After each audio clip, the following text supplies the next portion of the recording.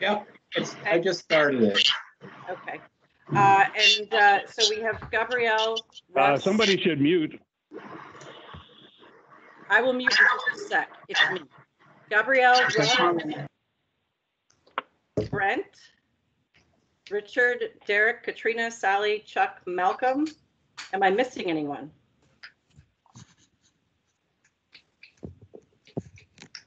I also just left Bruce a message just in case he wanted to join. I don't think he does, but I thought, what the heck.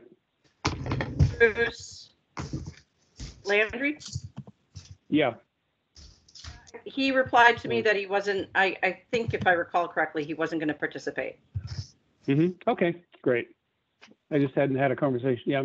See, I click launch it now and it pops open for like 2 seconds. Nothing on the screen but white, and then it just drops again. So you can follow along with the PowerPoint that Gabrielle sent yesterday. Oh, yeah. Malcolm. Yeah, let's do that. Oh, yeah. No. Just Yeah, I can do that. It's no problem. Yeah.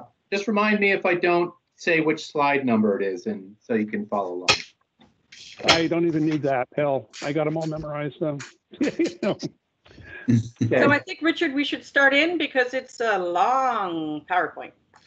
Yeah. Yeah. Yes. And So, again, Matt joins at 11.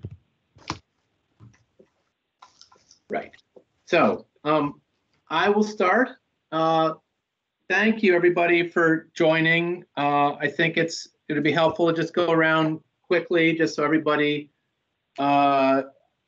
hears everyone's voice. If we could just do some quick introductions in terms of who you are and where and who you're with, and then I'll walk through the agenda quickly. Essentially, I'll be taking the first hour or so. Matt Sharp will join us. We're going to try to do a little lunch break in there when the time feels right, so people can go grab something and come back. We're going to really need the full time from now until 1 o'clock. And Matt's going to give us sort of a quick overview of QLOS, and then Tom will wrap up with going through the CLEAR tool and walk through those steps. So why don't we, Gabrielle, why don't you just, to keep us organized, I want to just name people. And so we just get a quick introduction. Richard Fazy, Energy Futures Group. I am Gabrielle Stebbins, Energy Futures Group. Let's move to Russ. Yeah, I'm Russ Flanagan. I'm from Building Energy here in Williston, Vermont. Great. And Brent? Brent Mellon, Building Energy in White River. Derek?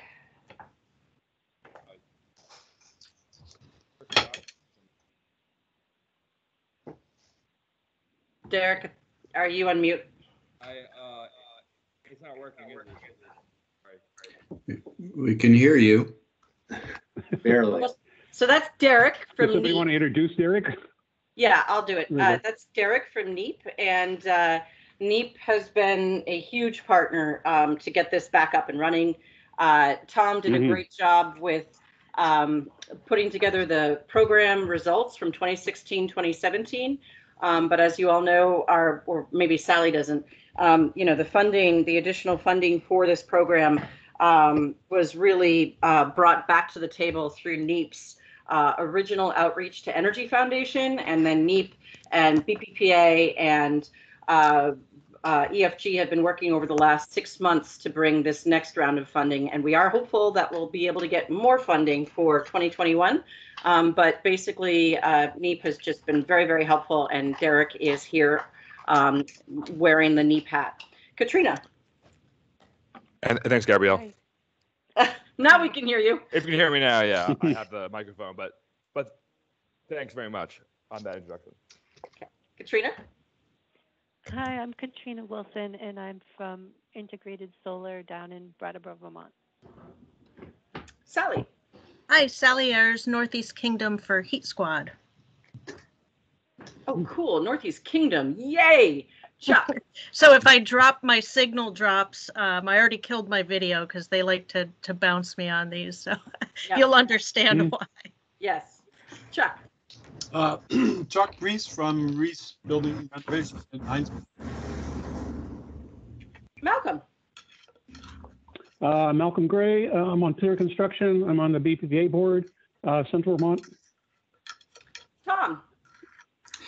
Tom Perry, New Leaf Design, also in Heinsberg. I've basically gotten out of contracting and am now trying to support Zero Energy Now, mostly through tool development.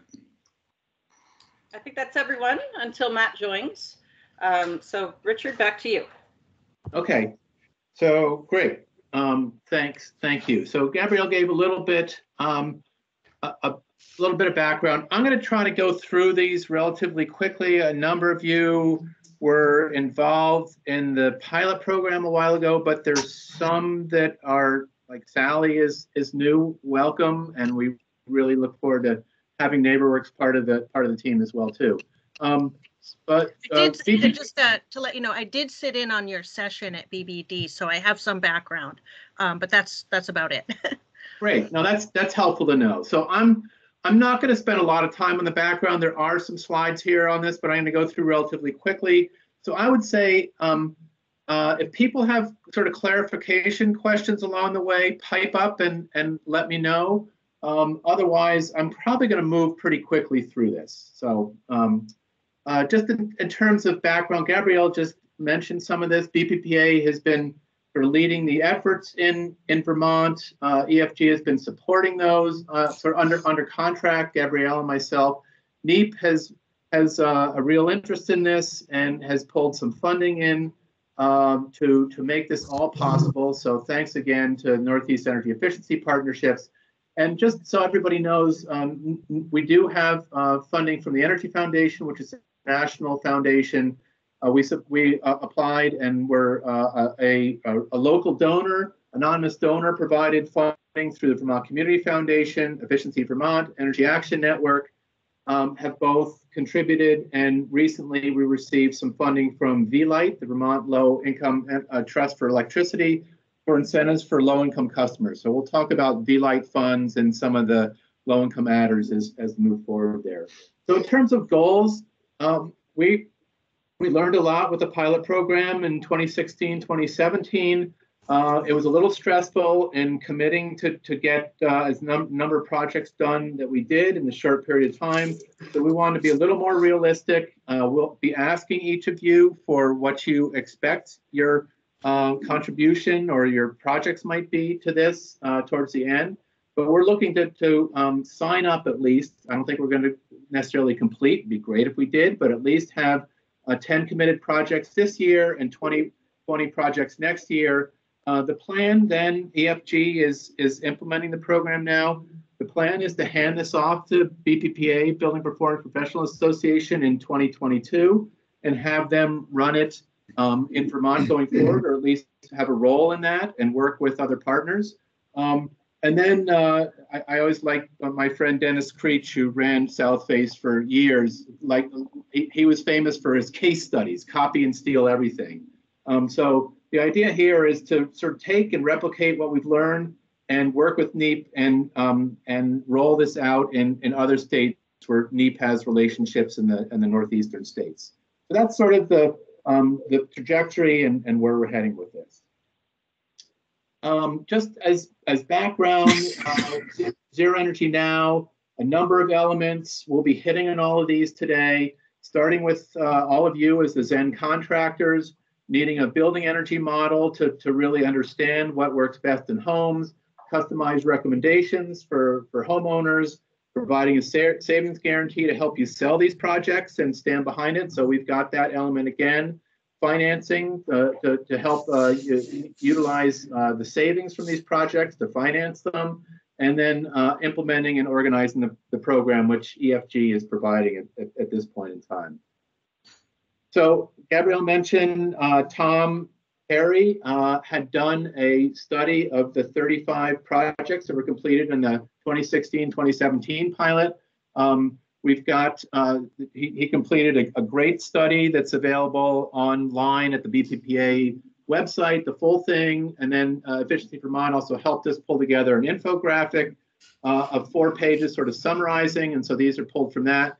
So we're able to get Tom was able to get full information from 24 of the 35 projects and found an actual measured, went back and looked at usage, 64% fossil fuel and grid-based savings, which is 3 times more than most existing home performance weatherization programs do today. So really some impressive actual real life savings. And close to $2,000 in dollars that stay in the customer's pocket. So there's a number of other statistics here, as high as 98% savings, and as high as almost $3,900 in savings at the time. These projects were expensive, and we'll talk about some of that. They averaged $54,000, given that most all of them were heat pumps, weatherization, and solar PV.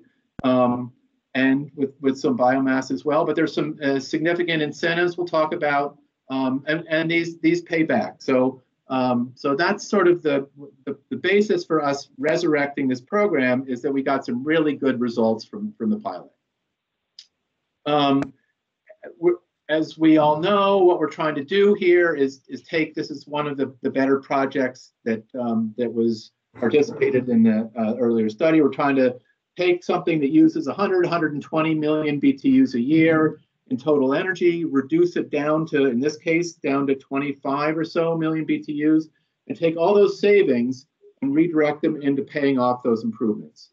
So deep savings from fossil fuel and electricity. In this case, there was some wood savings as well too, and replace those with renewables and efficiency.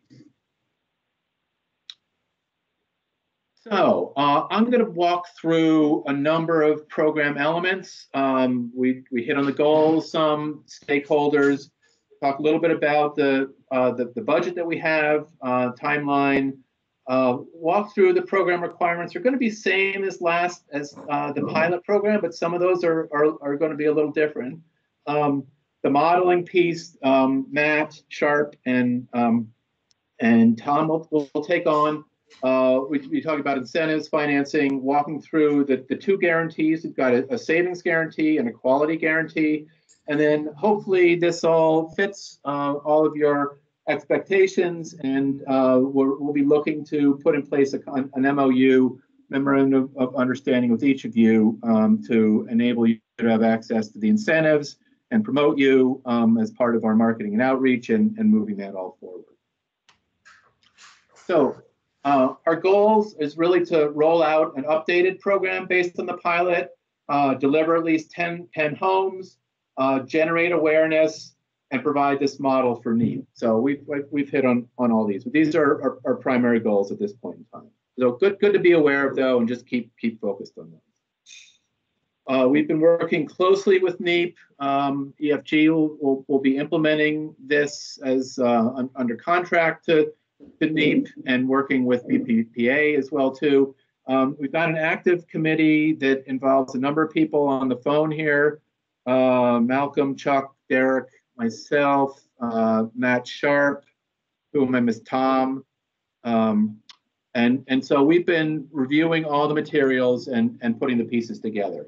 And I mentioned shifting to administer in 2022. Efficiency Vermont has been a key player in all this as well too. They provided Matt Sharp for technical assistance and for review. They've also stepped up, and they're providing some funding. We have hopes of really solidifying that partnership and working together with them to figure out how we're going to fund this as an ongoing program. Part of what we're trying to do here is to demonstrate success. And so that also would be, we've had initial conversations with Vermont utilities. Those will continue. The plan was open the doors, as we're doing now, go back to them and see what role they can play. They've all got the tier 3 goals, which means they need to help their customers save fossil fuels. We've got a program that can do that. So how can we work with them to take some of that funding and redirect it towards projects that you'll all deliver? The PUC as well, the Public Utilities Commission, is interested in what we're doing. BPPA has provided comments and testified in front of them. They have a proceeding open right now with some questions that would be are going to be really helpful for us to make sure that we're in front of them. If they can recognize what we're doing as part of their effort to expand from an electric focus to an all fuels focus, we're really well positioned to provide services under that. And then as well, we've been really, the first time around, we're successful talking to town energy committees and others to increase program awareness. So that's on the docket as well. We've got $585,000 from through the end of the year. So through the end of, this doesn't look right to me. It's through the end of next year. So they're for incentives, guarantee pool, marketing. The dates aren't quite right on here, but we have a chunk of money to make this work and to get it off the ground. But we still need, we'd hoped that we were going to receive some funding from a foundation. Things looked really pretty positive, but we received word the other week that they did not approve. They wanted to focus more on COVID, sort of short-term helping businesses rather than a long-term effort, which they saw us working on. So we are continuing to look for additional funding for next year. We also, in our application to V-Light, they left the door open to come back if we're successful at serving low-income customers. So that would be helpful if we can demonstrate that this isn't just a program for those with means, but with those most vulnerable homeowners, that we can get them off of fossil fuels and grid-based electricity. We'll have a good standing to go back and make that second application. So in terms of timeline, we're doing the training obviously today, launching the program. We're going to work to get the word out, outreach to potential customers, both through all of you as in your relationship with your customers, but then we'll also be doing some marketing and outreach as well too. So 10 projects by the end of the year signed up. We need to we need to figure out how we're going to meet the 10 projects being V-Light funded. So we're hoping that we've got more than 10 projects signed up, with at least 10 of those being low moderate income. Continuing to promote this, first completions coming through this late summer, fall, and continue to track and report on those projects. And then through next year, we need to complete 30 projects. As we then figure out how to transition this to BPPA. So what are the requirements for eligibility? A lot of this will look familiar. We basically had the benefit of having developed many of these pieces previously, but the BPPA ZEN committee has really been working diligently to take a look and make sure this all aligns. So we're asking all of the contractors to be members of Building Performance Professionals Association. You can do that on the bppa-dt.com website. There's some links at the end of this. But this is really something the BPPA is sponsoring and promoting. And so we want to be able to say that we're promoting, we're really doing this on behalf of the membership. I mentioned the contractor MOU, which we'll walk through. All of these jobs need to go through, and we're just assuming that they're going to be Home Performance with Energy Star participating jobs. There's some rich incentives available from Efficiency Vermont right now, especially for lower income customers. And so that we don't duplicate any of the quality assurance or the other BPI and other protocols, each of these jobs needs to go through that existing process.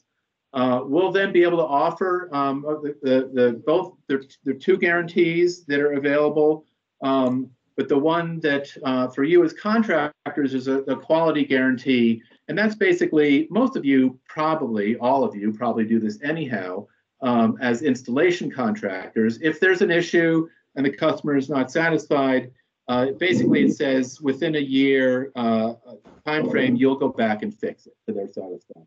We'll talk about that a little bit.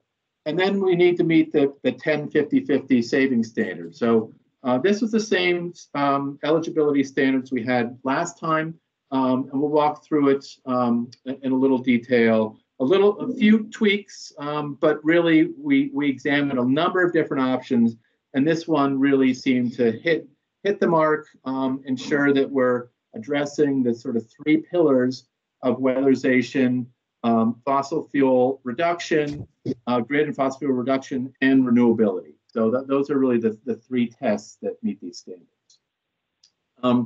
Unlike the pilot program, which was just focused on former Central Vermont Public Service or CVPS territory, this is open to any residential house or actually qualifying small business or commercial or municipal property in Vermont. As long as it meets the standards, there aren't any regulatory requirements, because we're not, besides what you'd have to follow for Efficiency Vermont, but you could go through the building performance program if it's not a residence.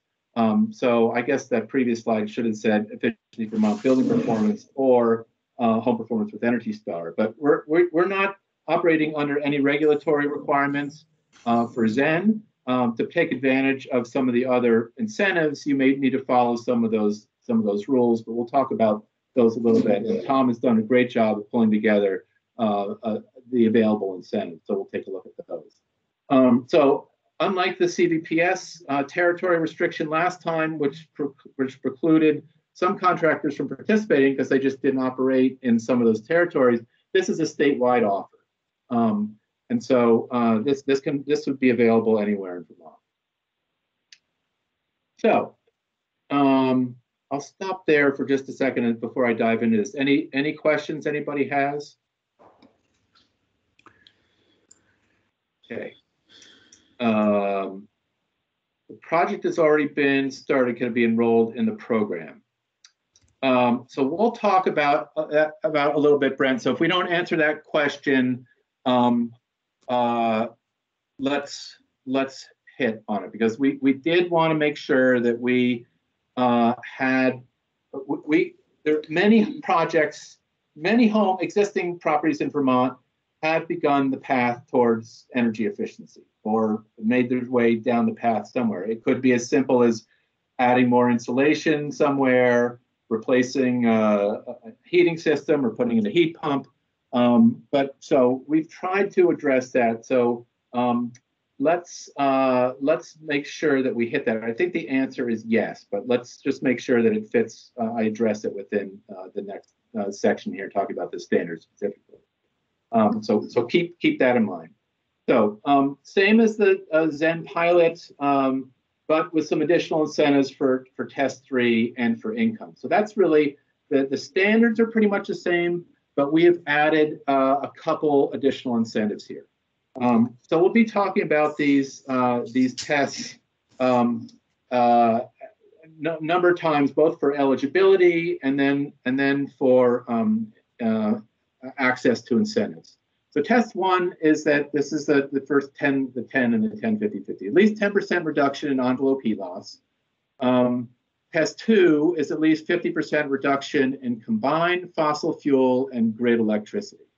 So that's where we see the significant savings coming about.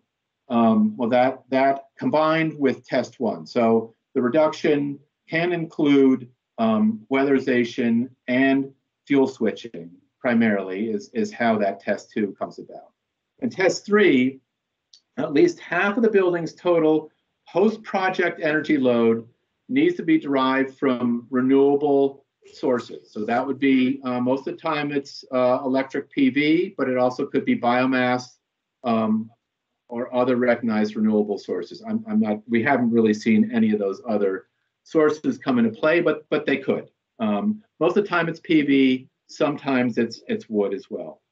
And so all of these consumptions we're talking about are in terms of millions of BTUs per year. So these would come out of the tools that you use.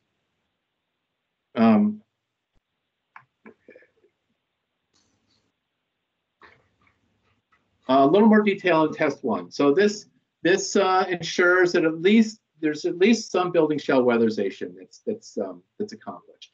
And this is measured based on MMBTUs post efficiency, That is after accounting for system efficiency. So that includes the efficiency of any existing heating equipment that's in the building. We have some exceptions, which I'll talk to on the next slide. But we set this at 10%, a pretty low bar. But we wanted to allow recently constructed buildings to participate, and not just older, really inefficient ones. So there may be much greater opportunities. So certainly this isn't saying this isn't a minimum. This isn't a maximum by any means. This is really a minimum. So when there's not a lot of cost-effective energy efficiency, we want to be ensure that those homes could at least participate. So many times this can be achieved, as you well know, through comprehensive air leakage reduction or basement attic. This is by no means is this requiring any extensive wall or more expensive approaches. So I don't need to go through a lot more on that, but I do want to say that we do have some alternative compliance paths as well for this. So if you can't get that 10% for one reason or another, maybe they've already done a home performance job and there's not cost-effective improvements left. There are 6 different ways to achieve meet that test 1 threshold. So by looking at their annual energy costs, annual energy use from 3 years of space and space heating bills for the building. If they use 30,000 BTUs per square foot or less, that would be one approach. If they participated in a home performance with Energy Star at some point in their history and achieved 20% air leakage, then that's another way that they can demonstrate compliance. If the home was built to code, so since 2011, that home should be efficient. And so that would meet the threshold. If it had a HERS rating of 76 or less, maybe it was a new home and participated in the new construction program of Efficiency Vermont's, or the building had an ACH air change per hour at 50 pascals less than 4, following BPI standards, that would be compliant. Or while we haven't seen a lot of use of the DOE Home Energy Score, we will be seeing it more. We've got a Vermont Energy Mortgage Program coming on. We'll be talking to some of you about interest in participating in that. So there may be some home energy scores that are out there as well too. This one works opposite for HERS. The higher 10 is the best home, 5 is average. So better than average would be compliant as well. Any questions on that before I move on? Okay. Test 2, achieving 50% fossil fuel and grid electricity reduction. So this would be, as measured in MMBTUs, I stated earlier. You really would need the modeling software to compare pre and post and determine whether you can achieve 50% savings. That's the goal for meeting this. So simple example here, a home using 150 million BTUs per year would end up needing to use half of that. So this isn't just for heating as well too. So this could be for water heating also. So if we saw a number of successful projects in the pilot program that fuel switched electric or indirect fired or tankless coil fossil fuel water heaters to heat pump water heaters or solar hot water, and those can be counted in this test too as well. So this doesn't include any existing renewable energy uses, such as the wood stove, solar hot water, or solar photovoltaic. So this is really focused on where we want our carbon reduction to occur, so fossil fuel and grid electricity reduction. So Tom will probably hit on this a little bit as we talk about CLEAR, but this test is really based on pre-efficiency MMBTUs or consumption. So really the number of BTUs in the fuel itself before applying any system efficiencies to it. So this this really allows us to focus on reducing the fuel itself. Although, if there is a piece of fossil fuel equipment that reduces the fossil fuel, that could also receive credit for this. So this is really the basis for all the savings and for the incentive. So this will be the amount of savings under test 2 will be multiplied by $50 per MMBTU, and that's going to be the incentive that we are able to offer to customers. Test 3, the percent renewable energy. So our goal, while we want to reduce the load of the building through test 1, reduce fossil and grid use through test 2, we want to ensure that we've got some significant contribution of renewables powering that home going forward. So this would be based on the total energy load of the building, and at least 50% of that post-retrofit will need to be met with renewables. So this is, again, includes all end uses, heating, cooling, hot water, lights, and appliances. And this is after accounting for system efficiencies as well, too. So this is really based on the total post-project renewables contribution as a percentage or a fraction of the total gross energy use. So how much of the total energy in that building is contributed by renewables, and it needs to be at least 50%.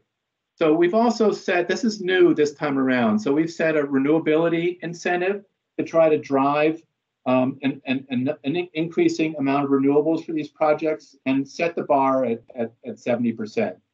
In Tom's study of the homes that went through the pilot, there were a lot of them that were either close to that or over 70%, as I mentioned before, some up to 98% renewability. So, but just the goal, and the higher the renewability, the more incentives you get. So for each percentage over 70%, there is an incentive available to try to drive interest in increasing the renewability factor. Richard, just a time check. It's 10:37.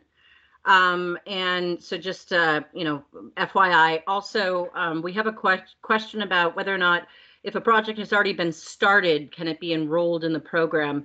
And my sense is, if it meets the, if it meets the requirements, I would say yes, but because I believe that's what we did last time. But yeah, I would think so too. So we should talk about it specifically, Brett, but I think that the answer would be yes. So there are some details around wood use as well too. And basically with wood, it's renewable. We want to give credit for it. We want to be realistic about it. If somebody's using wood before, we're assuming they're using wood after. And so the shares of wood would be equal both pre and post, and the challenge would be if somebody is fuel switching from a fossil fuel to wood. We'll leave it up to the contractors to be reasonable about how much of a contribution towards the building load that new wood system would provide. But it does count, and since it is renewable, we want it to be part of the program. So. And the note on photovoltaics, we want to make sure that these credits are retired and not sold out of Vermont. And so, and as well, community-based solar systems do count, but those credits should be not be sold out of state and should be retired in Vermont. So I mentioned previously eligibility for incentives are based on test 2 and 3. Savings for the test 2 incentive is based on where you are at the time of the audit. So this is going to be where I address your question, Brent. If work has already been done, then the savings need to occur from when you do the ZEN audit. And so, but if work hasn't been done, then the date of the audit and pre any weatherization work would be the basis for the incentives, the base case for that. So this takes into account the fact that if somebody's already done some work, they're not getting incentives for that. They will get credit towards potentially meeting the standards for the program. But in terms of incentives, it's as of the date the energy audit is undertaken. And then for test 3 incentive, the renewability over 70%, I mentioned that. And then in addition, for those who meet two income thresholds, there is an additional income-based adder. For the tool for determining eligibility for test 1, many of you, all of you probably use different modeling tools at this point in time. If you still use those, I know Efficiency Vermont is moving away from that, but there are probably spreadsheet tools that some of you use. New Leaf, Tom's has a heat loss model that's under construction. It will be made available for those who'd like to use it later. We'll be in touch about that. Matt Sharp will talk about Efficiency Vermont's Q-Loss tool. Snug, Hancock, Optimizer, there are other tools that are out there, and maybe US DOE's Home Energy Score. So at this point in time, any tool that will model energy use in a building can be used to verify test 1. And then test 2 and 3, the outputs from the modeling tool will be put into the CLEAR tool. Tom will walk us through that, and that will determine the eligibility and the incentives for test 2 and 3. I've alluded to this earlier on here, the base incentives for test 2, for every fossil and grid MMBTU savings, the incentive is $50. There's a bonus for test 3. I mentioned for renewable production over 70%, there's a $50 per percent renewable over that 70% renewable threshold. And then, but these are going to cap out at $5,000. So we've got a limited budget. We want to make sure that we can make this available for everybody. But the V-Light funding I mentioned before too is an income-based adder, and so this can actually raise that cap up to $750 depending on whether somebody is in tier 1 or tier 2. So these income levels are based on the home energy loan, the same thresholds that are used in the home energy loan. So the $60,000 to $90,000 income level would be an income adder of 125% of the base plus bonus cap. And I've got some examples of this I'll walk through in a second. Tier 2 would be for those of lower income, less than $60,000. And that income would get 150% bonus on top of the base plus the bonus cap. So prioritizing low, moderate income customers is our goal here. Make sure those who are most vulnerable have some additional resources available to participate. Then, of course, we've got Efficiency Vermont's incentives, loan subsidies. Most all of the electric utilities now and Vermont Gas have tier 3 incentives available as well too, and their federal tax credits that are also available. So there's a lot out there to pull together. Tom's done a nice job in pulling those together in an incentive worksheet that he'll summarize.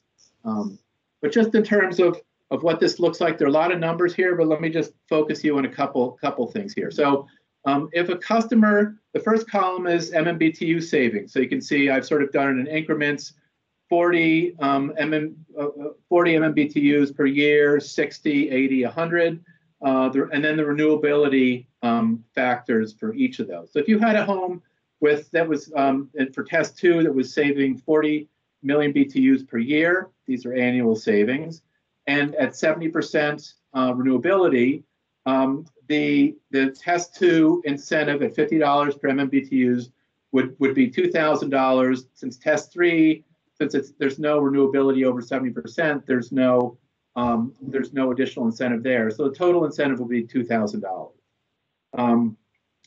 However, if that same home that saved 40 MMBTUs per year bumped the renewability up to 90%, they'd get an additional $1,000 from test 3. So it'd be a $3,000 incentive. if they were low income at less than $60,000 a year, that 150% adder for low income would bump them up to $4,500 a year. So that's a significant increase for somebody based on income. If they are in that middle income, the 60 to 90,000, the 125% increase would bring you up to 3,750. If you had a project that was had significant savings, in this case, 80 million BTUs per year, and 100% renewability, this is sort of the other end of the spectrum. This would cap out at $5,000. But if they're low income, that could be bumped up to $7,500. So there's some real money on the table, both for participating in ZEN, the base and the renewability incentives, but then also that additional adder for based on income as well. In terms of qualifying these customers, everybody's got this PowerPoint presentation, so these resources are in there. Lauren Wentz at Efficiency Vermont has offered to qualify customers. You can also talk to Gabrielle with Project to try to figure out the best route here, and she can help as well. But Lauren has volunteered at Efficiency Vermont to help qualify customers, or if you're using VSCCU for the home equity loan, Lori Fielder or her staff have also offered to qualify customers. Our understanding is that some of these customers are not going to want to share their income status with you as contractors. So if it's going to be more productive and comfortable to give them some resources, or have them talk to us or call us and we can talk to the customer, whatever works out best. But qualifying them for these incentives is going to help everybody access those additional monies. Opportunities Credit Union or NeighborWorks, Sally, you may have some insight in this also, may also be able to qualify customers. NeighborWorks has a energy loan as well with similar terms. Yeah. Okay. So I've mentioned some of these at a high level. There's these are changing all the time. Tom has sort of compiled these into a spreadsheet, but just want to make sure everybody's aware. Efficiency Vermont Home Performance, 50% of the project costs back up to $2,000, but with qualifying customers, they're eligible for 75% of the project costs, up to $5,500 until those funds are expired, or these are for projects that complete in this year. The home energy loan available from VSCCU, Opportunities Credit Union, and NeighborWorks Energy Loan as a similar product. Subsidized interest rates up to 6 payments are being waived at this point in time as well too, up to $900 for that. There are incentives from Efficiency Vermont as well too, towards heat pumps, biomass, thermostats, appliances, etc. So you probably all know about those. The utilities for their tier 3 incentives also have some pretty healthy incentives. I've got a slide that's got an example of some of those. And also the federal tax credits, while these expire the end of this year or are slated to ramp down, some of them expire. Who knows what happens with the upcoming election? These may continue.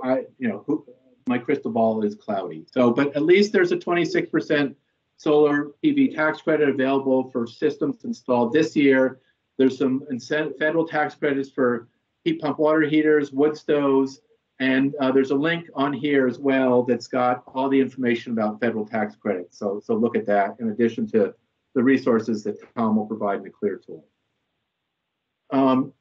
I just have this for reference. So based on number of people and the county somebody lives in, these are the income limits that make available that 75% up to $5,500 home performance incentives.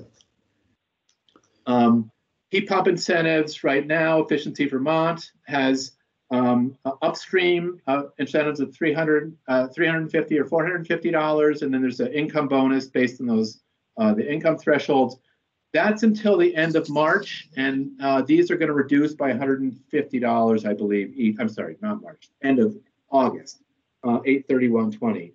and these are going to then drop at that point in time, is my understanding from what Matt said. But keep in mind that all of the other electric utilities have incentives too. Green Mountain Power is right now offering $800. I don't know what happens after the end of August. Vermont Electric Co-op, $600. BED is now offering $2,250 for a heat pump plus a $400 low and moderate income adder to that. So there's some real money on the table putting all these pieces together. The home energy loan up to $40,000. It can't be, you can't finance solar PV with the SDCU and Opportunities Credit Union. Sally, can you, for NeighborWorks, you could finance solar before. Is that an available option for your? Yes, that wouldn't be through we service the home energy loan along with Opportunities and VSECU, but we also have the statewide energy loan that comes in at a higher interest rate that can service renewables. And that would be similar arrangement to VSDCU and OCU. That basically they will put together a package that will allow a solar to be covered through a different loan product, but from the customer, it could look seamless. Right now, Efficiency Vermont is offering a loan payment coverage for 6 months, up to a total of $900. So they'll pay up to 6 months of loan payments up to that $900. And it's hard to see probably on your screen, but I just grabbed the interest rates from Efficiency Vermont's website. So for somebody under $60,000, it's a 2.99% 15-year loan. $60,000 to $90,000, a 3.99% loan, and somebody over $90,000, it's 7%. There's probably a better deal, but the lenders would help somebody over $90,000 put together the best financing arrangements. So bundled loans could include solar PV. The message that I'd like to convey is really talk to the lender if somebody needs financing. They really are, they've got some great resources and are helpful at putting together the best deal for the customer.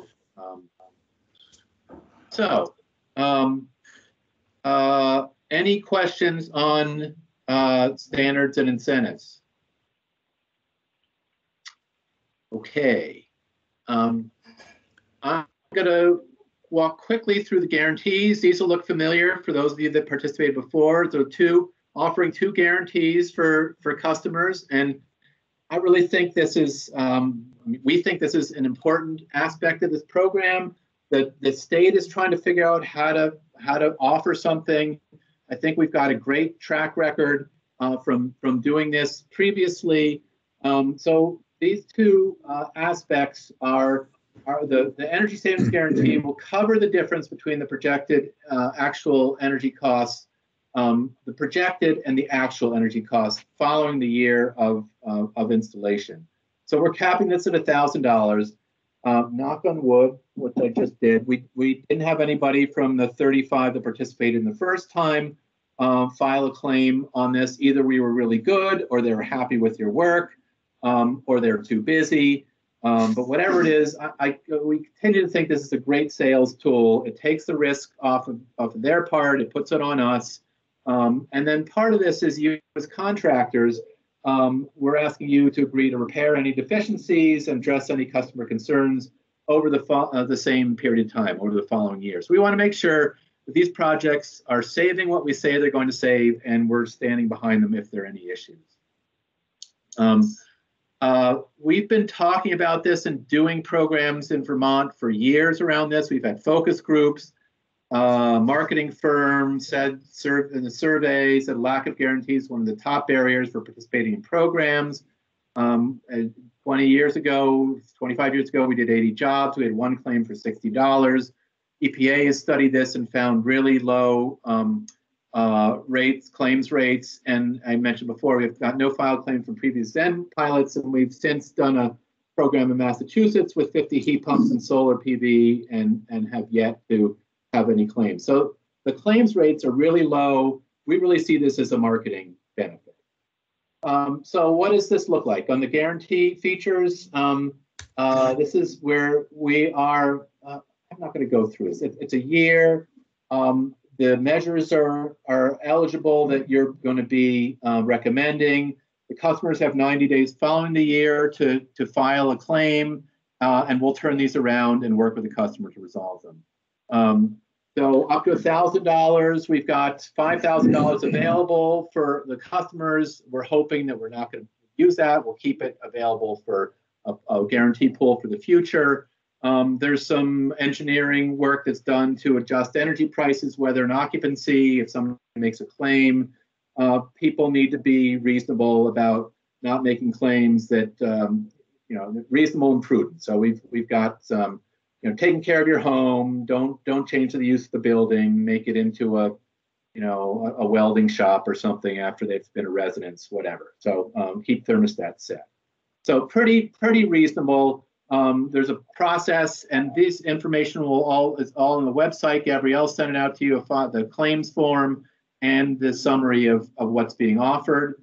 We go through a process, and we make sure that the claim is valid, and we'll make the payment and work with you to resolve the problem. So on the quality guarantee, you would be the guarantor in this case. The first one, Efficiency Energy Futures Group, was providing the guarantee. Same period of time as the savings guarantee. Measures that you install that you have control over. So any subs as well too, you would need to be responsible for those. So the filing time frame would be over the same period of time as the savings guarantee. We would inspect and work with you to fix any deficiencies. Basically, we want to make sure customers are satisfied and that we're getting the savings that you have projected up front. So hopefully we won't have to resort to any of the removing you from the program, because you'll take care of it, but we have it in there that just in case there's a problem. We haven't had any in the past, and as well too, we want to limit this to any deficiencies that are outside of your control or outside of our obligations. So hopefully that's in line with most of what you currently offer. The process will be similar. If somebody has a concern, they fill out a form. We would do the inspection, work with you until they're satisfied, and we want to keep working with you. So we hope that those concerns are taken care of. So I think I'm sort of getting close to wrapping things up here in terms of roles.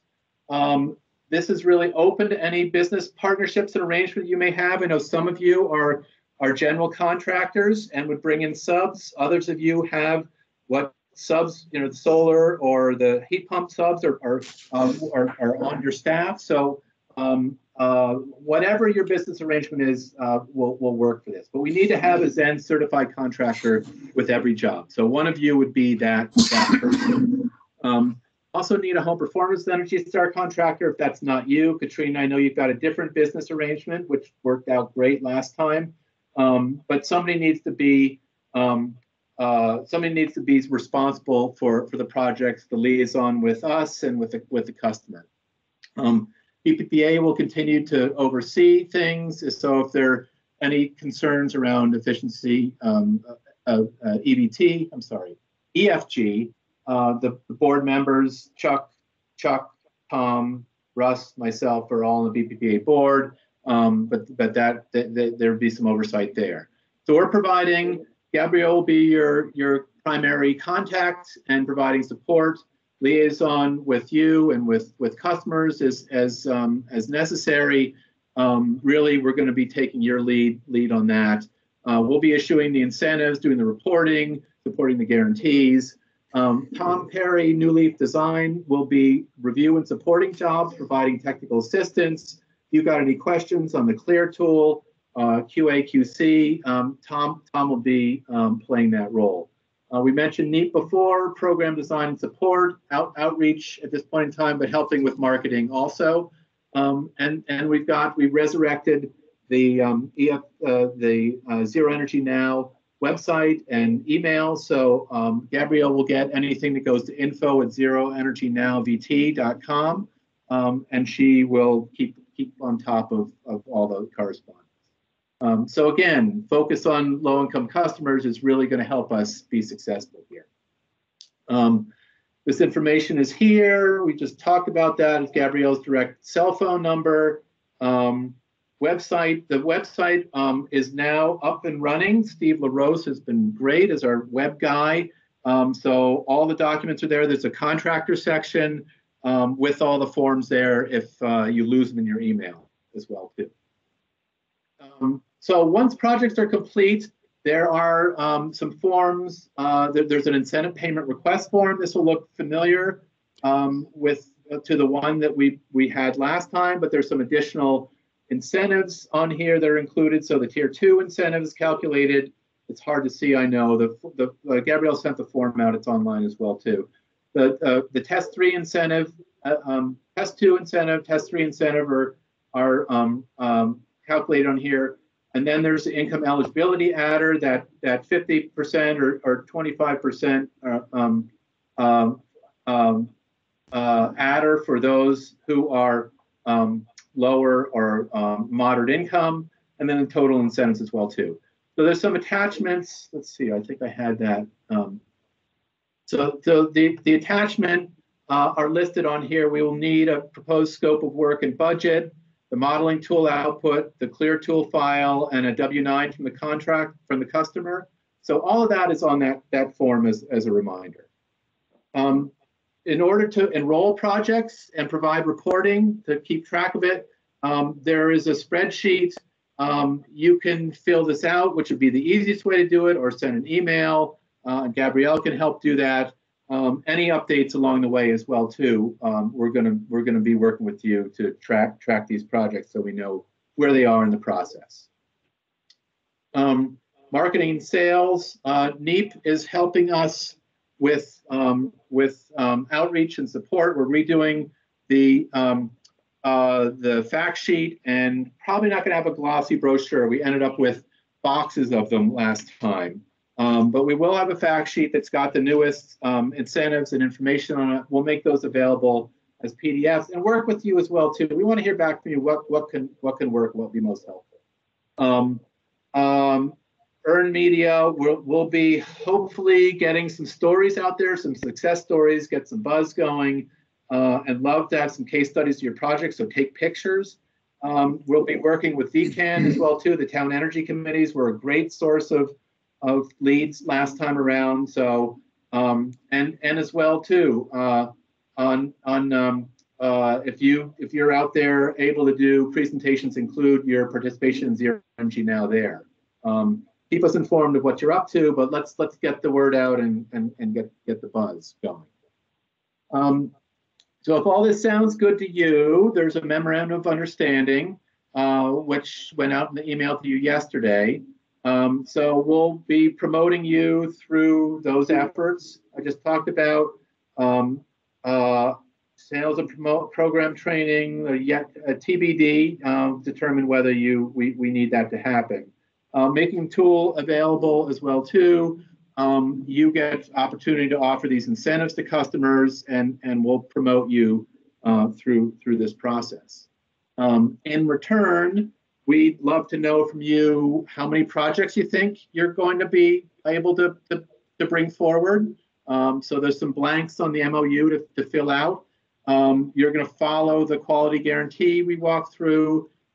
You'll respect the licensing arrangements with the software, and this is just sort of basic practice. I'm sure most of you follow this anyhow, but this service level expectations we wanted to put forward, that you'll call customers back, you'll do audits in a timely business, you'll complete projects on time and as projected. We're hoping this will probably be relatively simple, given it's only 10 projects this year, 20 next year, unless things really grow. But we'll be looking for regular reporting and surveying you for where projects are. You're attending the training now, so check that off. Just some liability. section about the fact that we aren't liable for your work. This is through the end of 2021, so for 18 months. And we need you to be an Efficiency Vermont Energy Excellence Network contractor, join BPPA, and want to make sure that you're aware of the PV energy credits being retired in the state. If hopefully you're comfortable with that MOU, we'll be following up with you to complete that. Email customer information for projects that you have, completing that monthly status report. That would be the time for you to reserve your incentives. Make sure we have them available for your project. So that would be important. And then after projects are complete, we'll need you to follow through those things that are on the incentive payment request form. We need a W-9 from each customer, status update in the report, and then providing completed project scope of work, budget, clear tool output, modeling tool results, and any photos that you have. So those are all on that incentive request form. So I'm 6 minutes over, but we started 6 minutes late, maybe. So go forth and promote ZEN projects. Please keep in touch. We'll be in touch with you. Any questions, suggestions, concern, enrollments, really thanks for participating. Without you, this is, we're not going to be successful. My contact information is here. Gabrielle's is as well too. And with that, want to just thank BPPA for being a sponsor, NEEP as well for shepherding this whole thing through, Efficiency Vermont, and all of you. So I'm gonna I'll stop here and see if there are any questions in any of this, because the next thing, well, it's a little early for lunch, but the next we're going to have Matt Sharp give us a little Q-Loss overview is next. But before we go there, are there any questions anybody has or wants to raise? Hi, Richard, it's Sally. A question on the online rebate center application that we file for a home performance with Energy Star through the Efficiency Vermont system. I noticed at the last upgrade, there's a checkbox. Is this a ZEN project? What does that do? I obviously haven't had one, so I haven't checked the box to see where that goes. What is that? What does that do? I think that's probably a holdover from the pilot a number of years ago. They are interested in knowing which projects are ZEN just for tracking purposes. Reporting or so. Okay. Just for reporting. Yeah, there's nothing that they're doing that that triggers an incentive additionally or anything else. It's just for their internal tracking purposes. Okay, great. Yeah, because so all of our forms, there's not a web-based form to fill out, but the PDFs of the forms are available there for you to download and fill out. I could go to the website, but it's zeroenergynowvt.com, and you can see on the contractor section, those documents are up there for you to pull down, fill out, and then attach to an email, whatever's the easiest way to send it back to Gabrielle.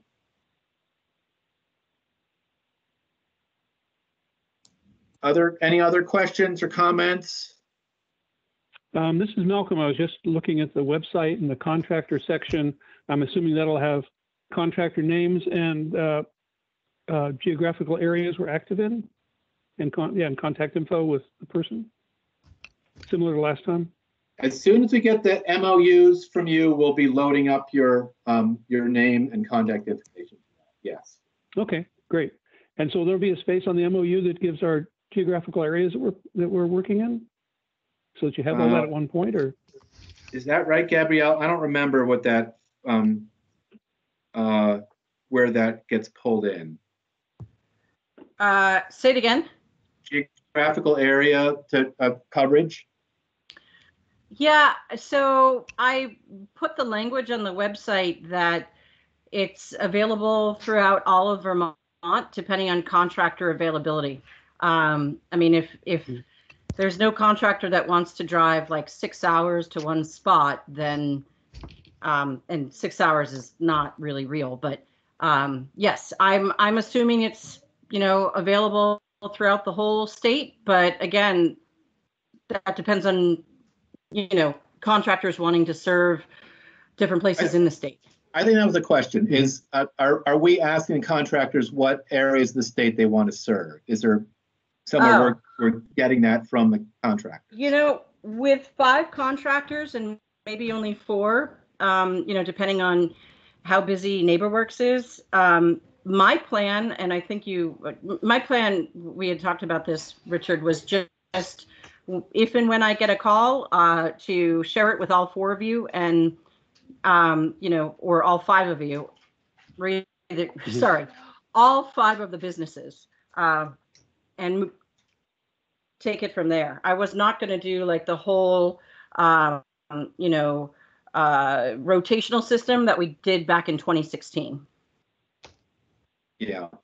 Yeah, I don't care about that so much, but it seems like if somebody goes to the website, looks at a contract and says, oh, this person does Washington County, but they're not going to come up into Chittenden. I'm in Chittenden. It just saves people some time, I would think. And they could also decide to contact a contractor directly. So I think we should ask. Make sure the workload a little easier. What do you guys get back want? to us, I'm going to suggest that if you've got a limited geographic area that you want to serve, let us know, and let's make a space for that on the website so that people know who to contact based on who's local. And the other thing is right now, you're not listed on the website because I don't have signed MOUs, but we can just incorporate both the geography and who has completed the training at that point. Sure. So if I send my MOU in, signed and everything, then I could also in the body of the email say Washington County and Orange or Chittenden or something like that. Yes. Perfect. That'd be great. Yeah. Okay. And Sure. and also Okay. whatever, I mean, just give me all the contact information you want posted as well, because perhaps some of your information has changed since 2016. Yep. Sure. Yeah, I just remember like that list of 20-some contractors, and it was helpful to have a geographical, some sort of geographical thing on it. I don't know if there's a location of the office or by county, but there was some format there that was helpful, I thought. So. Yeah, we'll take a look at that. Yep. Yeah. Okay. Anything else besides, before I turn things over to Matt? Richard, just Chuck, quick question. Are we requiring all the projects to be done by December 31st, or can it bleed into into January or something? No, they don't have to be done, but okay. we are hoping we have 10 enrolled projects by then, and hopefully much sooner than that. We're hoping we have 10 enrolled low-income projects. And then, if we have others that are not low income, that's great. Do the low income ones have to be done by the 31st or just enrolled? No, we've been very careful about not making commitments about when these have to be done, given our experience last time. Yes. Yeah, I mean, we all had great December 31st in December 2016 and 2017. So we thought we wouldn't do that again. Yeah, great. Thank you. Yeah. So to keep moving, like to turn things over to Matt. Matt has been willing to share an overview of QLOS and how it might fit into Zero Energy Now and be the modeling tool that can be used to determine eligibility as sort of the precursor to clear. So I know that there's additional training that you have provided and will provide on this for Efficiency Vermont, but at least to get everybody on the same page and sort of get oriented, thought it would be helpful to have Matt give an update. All right, thanks, Richard. How long do I have for this? About 20 minutes or? Yeah, 20 minutes. Okay, sounds good. Hi, everybody. Good to see you. Good to see you, Russ. Hey, So I'll share my screen and I'll just put QLOS up, and while I'm doing that, about deadlines and stuff, just want to make sure, projects don't have to be complete by the end of the year, but that low income incentive will be gone. The enhanced incentive will be gone from Efficiency Vermont by the end of the year. So just to make sure people remember that. Let's see here. Matt, good point. Thank you. All right, is everyone seeing a spreadsheet? Yes. Okay. Yeah. So this is QLOS. All or at least some of you are familiar with this. You've probably used it before. This is there's several versions out there. They all use the basic UA delta T for design load and UA heating degree day for the consumption estimates. So, I would suggest you use the most recent version, and we can get you one. Just email me, or I'm not sure, Richard, if BPPA is going to have a copy up on their website to pull down.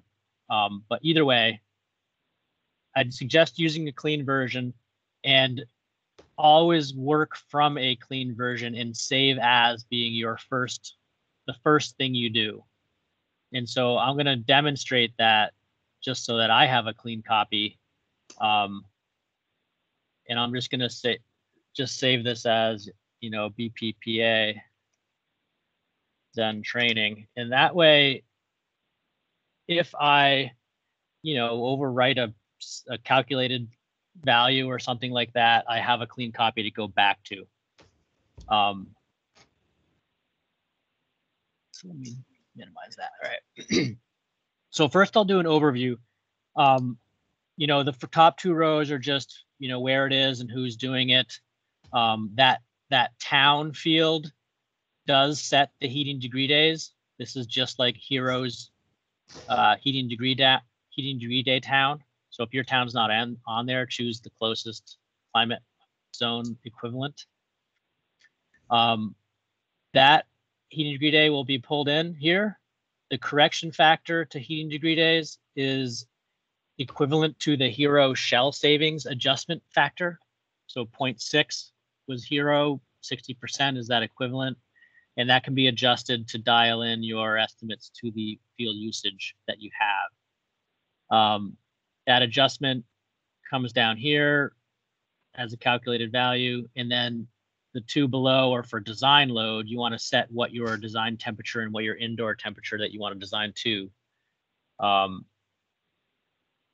So that's the weather related input that comes off of the town. The fuel price data over here is just for dollar savings estimates. It's the only thing it's used for. And then the building data is just background information around, how big is it? How many people living in there? Volume, number of floors. So that's the background info. If we look at the model itself, you have up here at the top this reconciliation row, which the yellow cell is the typical annual fuel usage for heating. So you're going to exclude domestic hot water use. You're going to exclude any cooking or clothes drying or any other uses of fuel, just to be heating, so that you can align the model to the actual.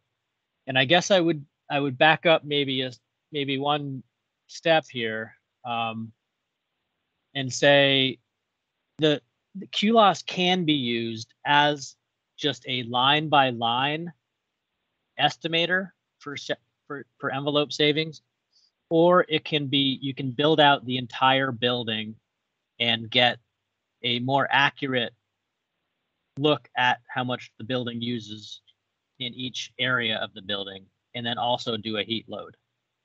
And so I don't know if ZEN is telling you to do one way or the other. The tool can do it each way. So you could use this like you used Hero and just say, hey, I'm doing the attic. I'm just going to do the attic here. I'll do the attic and I'll do a blower door number.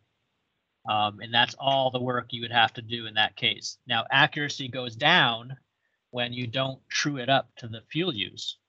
So that's up to you. But it could be used in that simple a way if like you only have one really simple shell measure and you don't want to do a full heat load on the building. But for ZEN, we're going to need to do the whole heat load of the building. Okay. I would concur if it's possible. So up here, you're going to put the actual fuel usage in MMBTU. So in this example, there's just 73 is there right now, and I use the calculated fuel, 500 gallons of fuel oil plus 2 cords of wood. That's 73 million BTUs. And then you get into building out the dimensions of each assembly type. Now it is limited to these assembly locations, but that's only if you want to bring a heat load, a room by room heat load, into the equation as part of your work. If you didn't care about following a room by room design load from this, you can add as many cells as you want to just by inserting, and you can add as many walls as you want. And the only thing you'll have to keep in mind is that if you do that, things like automatic subtraction of windows from wall area will be off if you add extra walls, because as you see from these cells, it is doing your length times your height minus the windows that are on that side of the building. So if you just keep things simple, you have 4 walls, you have 4 windows on those walls, those windows will be subtracted out. So you have net area in the calculated cells instead of gross area. And please feel free, anyone, if you want to interrupt and ask a clarifying question, go right ahead. So we have here all the envelope locations. You get down to the foundation is a separate segment, and then you have infiltration as the, I guess, third element of the building envelope. Below that are the mechanical systems, and because of the way you're going to use clear, it's important that you don't put your mechanical improvements in Q loss, because those improvements are going to actually happen in the Q loss model. So for building the, in the clear model, for building the Q loss, you just want to have your existing fuel and efficiency be the same on the existing side as the proposed side. And that's the default scenario.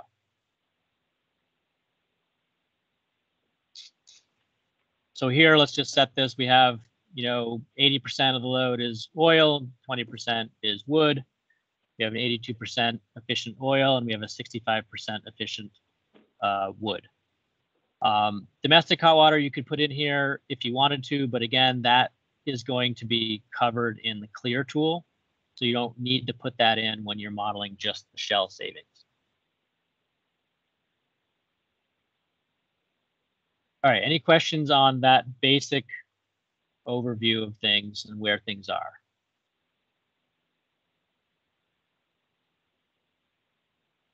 All right. Correction factor, we'll get into that column right now. This is column G. This is to cover sort of buffer spaces that are going to be not direct heat loss to outside. So if you had a wall against a garage that was an insulated garage, for example, you might reduce that from 1 to 0.8 or something like that. Or you could adjust this. It's one of your dials to turn to try to align your model to your annual use. The place that will most commonly come in is down in the foundations.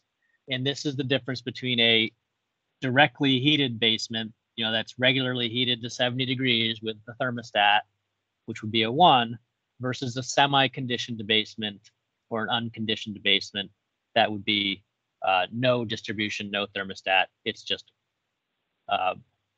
waste heat off a system and heat from the floor down. So that the default is 0.5 on that. And you could use that also to adjust your model if you know your basement is warmer than your typical unheated basement. You have that factor as well on the air leakage side of things. If for some reason you believe the air leakage, say, is predominantly from an unconditioned space, you might tweak that down some so that the air leakage doesn't overpower the model.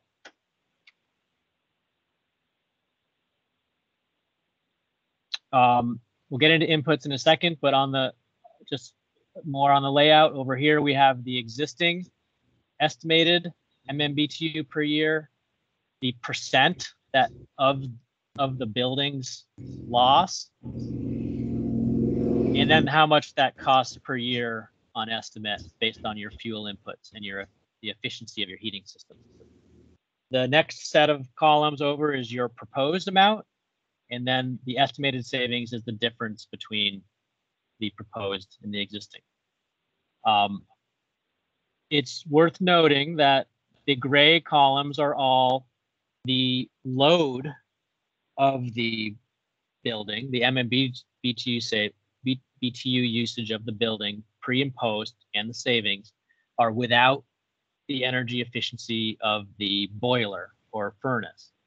That's straight up how much is lost out the shell. And then these colored columns to the right are when you include the efficiency of the heating system, your MMBTU savings are increased because you include that loss at the chimney. And Tom can get into which number to use in clear. So inputs, let's just go through a very simple ranch type building.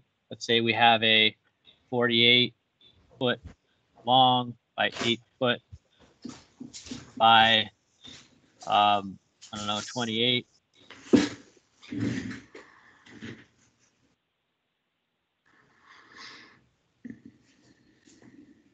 Good time for questions as I throw some of these inputs in here.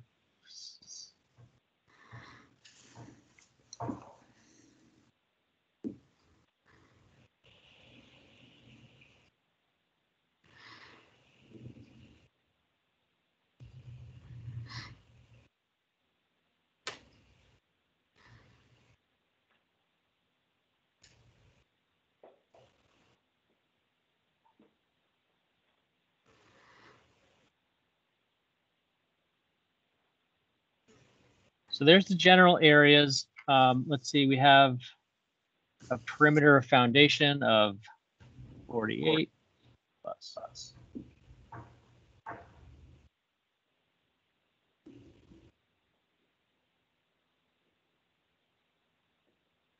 And they'll say above grade is 1.5 feet, and then below grade, same perimeter, and 6 feet down. And air leakage, let's just use that number, 2,500 CFM 50, and we're going to reduce it 10%.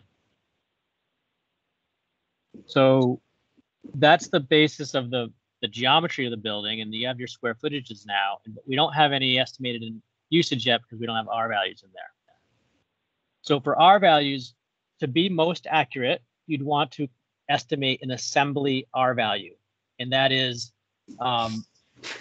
the studs included in that calculation, along with the cavity insulation that might be there.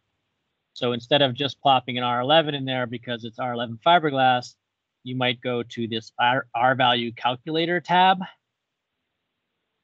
And you have these two calculators are the same. One is referred to as built and one is baseline. If you're not improving the walls, obviously they'd be the same. This 20% wood framing to insulation is a default. You can adjust that if there's 24 on center, for example, or for some reason you think there's less framing. But let's just say this is a 3.5 inch, or let's say it's rough cut 4-inch wood. There's no exterior continuous, and there is R11 fiberglass in there. This calculates out as an average R8.15 for that assembly. So I'd go back to the building tab and I'd put in that 8.15. And if they're all the same, you could just equal, save yourself some time. And if you're not doing anything, you don't have to enter anything on their proposed. You can do the same thing with the attic using that calculator. I'm just going to say it's 22, and we're going to upgrade that to 60. The windows all have values. Let's say they're just double pane storm windows, just to speed things along. There is a table over here as a tab for window U factors based on the type of building or type of window it is. If you're also interested, there's an estimate of how leaky the windows are, and there you could estimate how much leakage savings there are from doing anything with them. But back to the building, our foundation, we learned from Hero, we don't go below 3. Maybe you could go below 2 if you wanted to, or down to 2 if you wanted to. But concrete walls, stone walls, they have some value to them. It's not 0. Let's put 3 in there, and let's say we're going to upgrade those to 20. We have our infiltration, we have our heating system. So now we can see, first thing we do is go up here and say, okay, our model is showing the building is using more energy than it actually is using. The first thing to check are those assemblies, like, well, geez, maybe the attic is actually a little better than 22. Maybe it's actually 30. And you can see how that went down. Use your judgment to estimate which things you might have gotten wrong. Maybe the walls are actually a little bit better than 8.2. Maybe they're 9. And you can see it's starting to go down. And the idea is to get within 10% of that actual model. And after you've adjusted things like R values and maybe this correction factor, that's when, if you're at a loss of what to do next, that's where you might go up here and say, well, actually, they actually do severe setbacks in this building. They set it back a lot more than normal. I'm going to call this 50%. And now we just went below the model. So, okay, went too far. Maybe that's 55. And so there we are, right? We're within that range of error that is acceptable. So we're going to go with that. We have a trued up, reconciled usage of the model. We have some savings from a very modest weatherization job. Those savings come across in MMBTU load and MMBTU including system efficiency. Some modest kilowatt hour savings from lower runtime of your heating system. And then there's some subtotals here. This would be a subtotal of above grade stuff. This would be a subtotal of below grade stuff. And this is the air infiltration. You could just sum these things and you'll see that's 14.5 MMBTU. That comes down into this total. This is the sum of all savings. And if we had a heating system improvement, it would show up here as well. I added this little box down here for Tom and Zen because sometimes you're asking for the shell savings without the heating system impact. So that's what that 11.3 is. That's the sum of this column. It's showing us a little kind of Hero-esque reality check. Hey, I'm estimating 15% of actual usage here. That's how much that savings represents. Some other calculated values: heating index, BTUs per square foot pre and post. It has a design load here that is, here 38,000 BTUs per hour versus 30 after you're fixed. And that is basically the QLOS model. And do anybody have any questions? And Richard, how am I doing on time? Where should we go from here? Let's see if there are any questions, and we should probably move along. But you did catch us up. Kinda. I have a quick question, Matt. This is Tom. On that shell savings, is that just a single number? And I can't see it now. Is that just a single number, or is it a before and after number? This one down here? Yeah. That is a savings number. So what before and after numbers is it based on? It's based on it's based on the difference between let's see, this number here.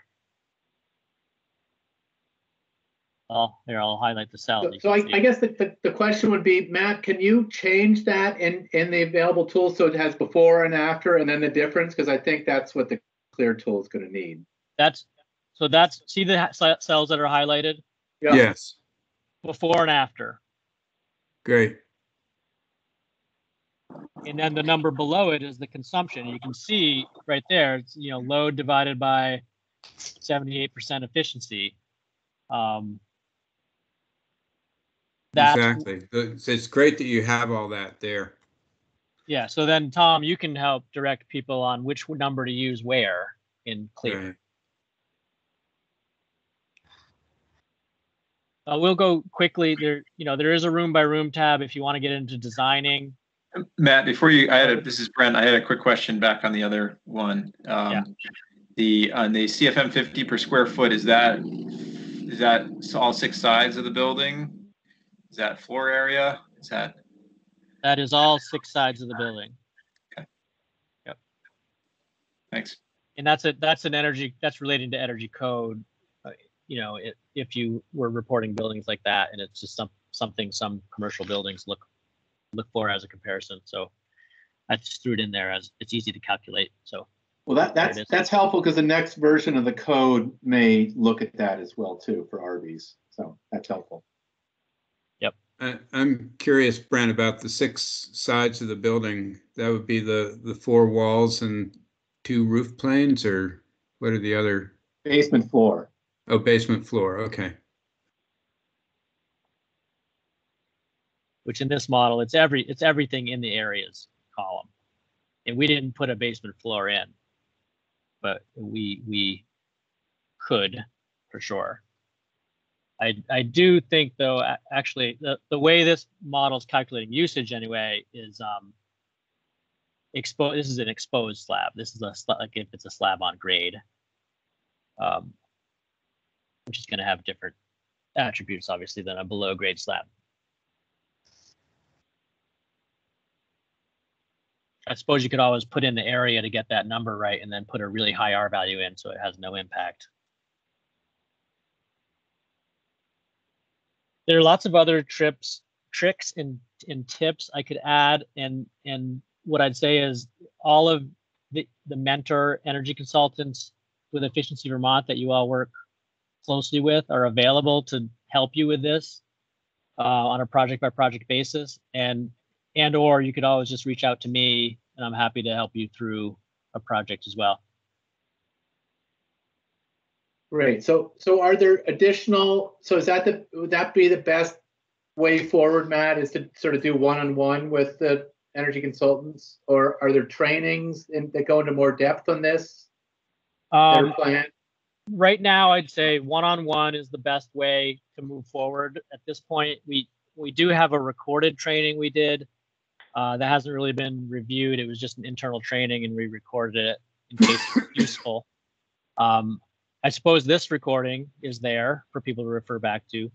But yeah, I think probably the best way is to go one-on-one at this point until further notice.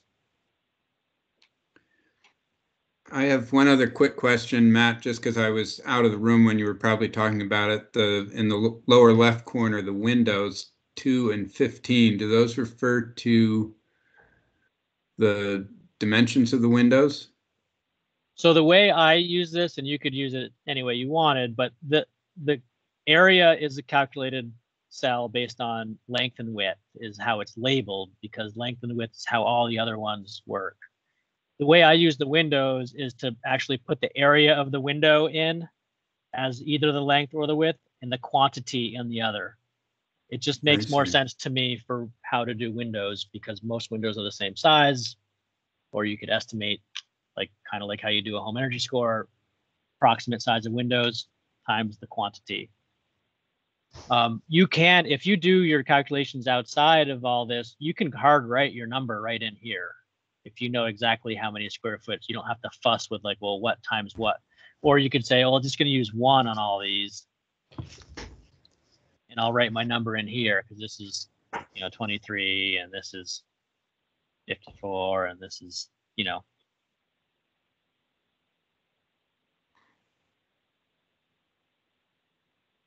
So there's different ways to go to get the number you want in the white cell. You could hard write all this stuff into the white. The white is what is the value used in the rest of the formulas. The yellow is just a calculator.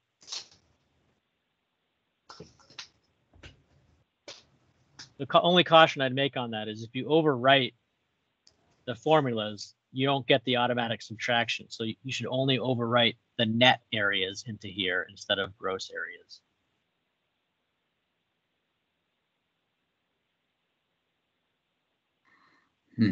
Okay. But it's a pretty simple view at heat load and heat loss.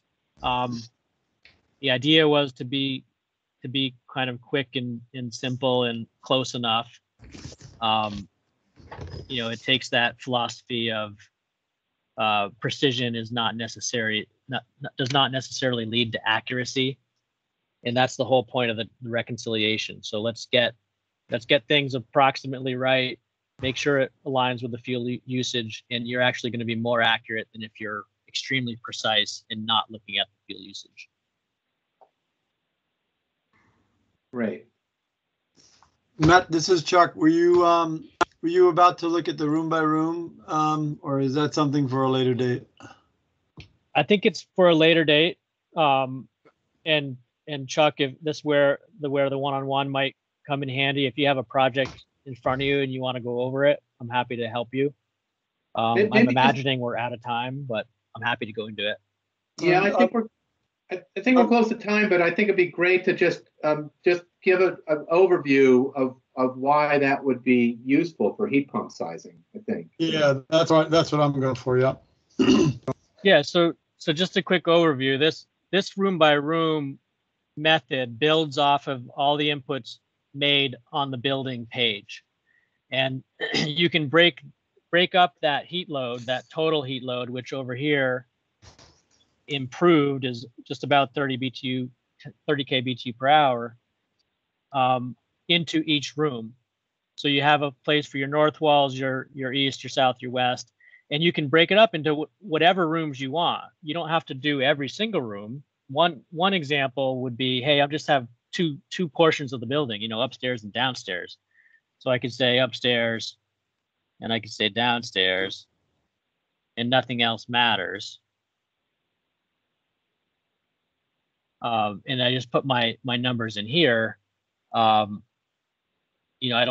didn't pre-build this, so it would take a little time, but if I just pick some numbers, you can see it start to populate.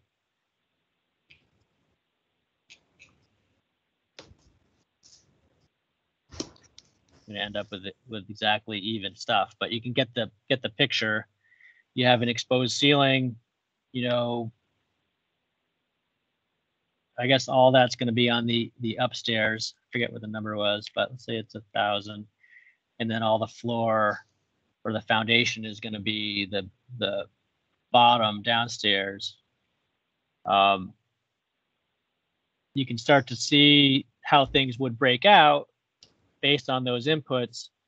The default is to split the leaks up by, oh geez, is it by, Percent square foot. I think it's by these square footage numbers and how it relates back to the total square footage. Yeah.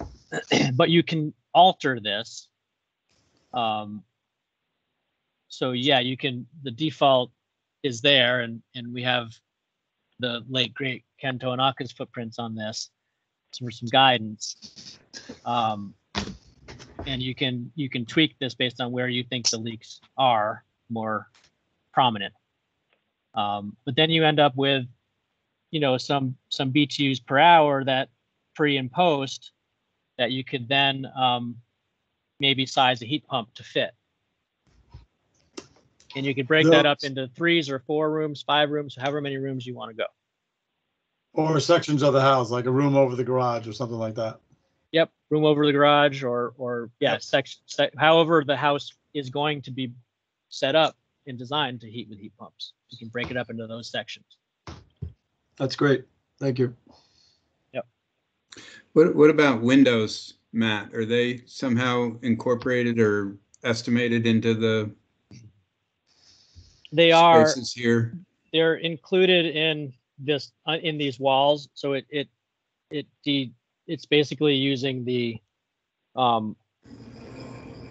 amount of wall area that you have with windows equally proportional. So the downside of this method is if you have like a little sunroom or like a room that is very heavily glazed, you won't get the right breakout of windows for that room, and you might want to do a more detailed model. This kind of is assuming like equal distribution of windows throughout walls.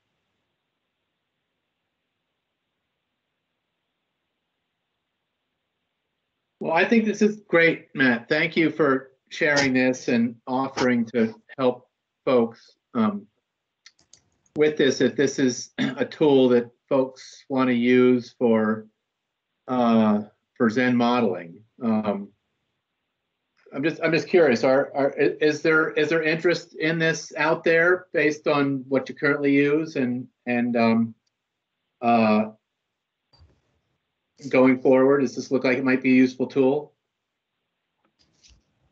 Russ says yes. I say yes to time to compare it. Yeah. So we'll share. Well, sounds like we might want to put. I don't know how often the versions change, Matt, but you know, are you sending this out to contractors, or is it up on a place on your website we can put a link to, or should we put it up on the ZEN website? What would be your recommendation for how to make this available to everyone? I think, you know, you're going to have other tools up on the ZEN website, right? Yeah. I think it makes sense to have it there so contractors can go to one spot to get everything they need. Right. We're just sending it out one by one to who needs it and who requests it. It is something that is, for those familiar with the building performance program, the small commercial installation improvement program, that QLOS is the tool going to be used for that moving forward after Hero's been retired, which it has been. So yep. We're handing it out for those projects one by one. No one central clearinghouse to grab it. I would note that, you know, this is open source from BEIC. It is not to be sold or used for profit. Okay. Clear enough. I'm wondering if it might be better to store some of the contractor tools on the BPPA site. Yeah. Matt, if you send that to me, I can post it on the ZEN website and also have that language. Sure, I will do that. And Tom, if you want me to highlight anything that's useful to go back into Clear, like a little Clear input form, we can easily add that to the Excel for the version you put up on the website. That would be great. I was just going to ask you to do that. Well, that sounds great. Thanks, Matt. Appreciate it and all of your help. It's really been great. So thank you. You're welcome. Absolutely. So, how about folks take 10 minutes to go grab lunch, and can you eat lunch, and then Tom will walk us through the Clear tool for the last hour. Does that work, Tom? That sounds fine. I have one question. Am I visible anywhere? Because I keep getting this signal that I'm not. I don't see you. I don't see you. I mean, I see it. I see a Tom guest as the in right. the My video icon says video sharing is disabled by the administrator. So I'm not sure if you're the administrator or if there's anything that can be done about that. We can both look, Tom. I can be invisible, but you will want to see my spreadsheet. We want to see your screen. So why don't you log off and log back on, and then why don't people go grab lunch, and we'll meet back at noon. Does that work for everyone? Sounds good. Yep, that sounds good. Sounds good. Hey, Tom, you might be able to share your screen still without sharing your video, which is the key part, right? Right, yes. Yeah, the video doesn't matter so much, but I do want people to be able to see the screen. Why don't we test that now when people are going to grab their lunch, if you want to do that. Okay. See if we can see it. So I'm going to hang up and log back in. Yeah, and then share your screen. Okay.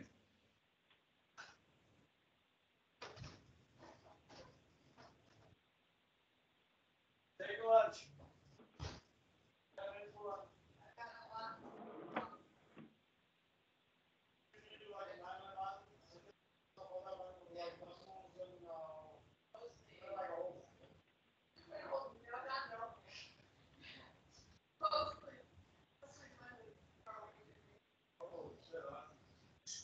I did all right. I don't know what this is talking about.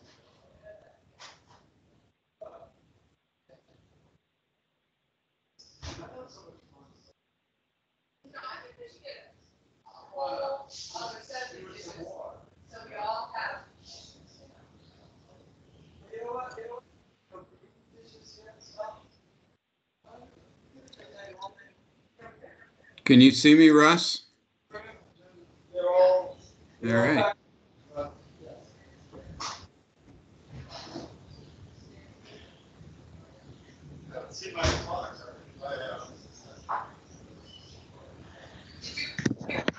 Hey, Tom, I can see you. Okay. Sounds good. You want to try your screen? Yeah.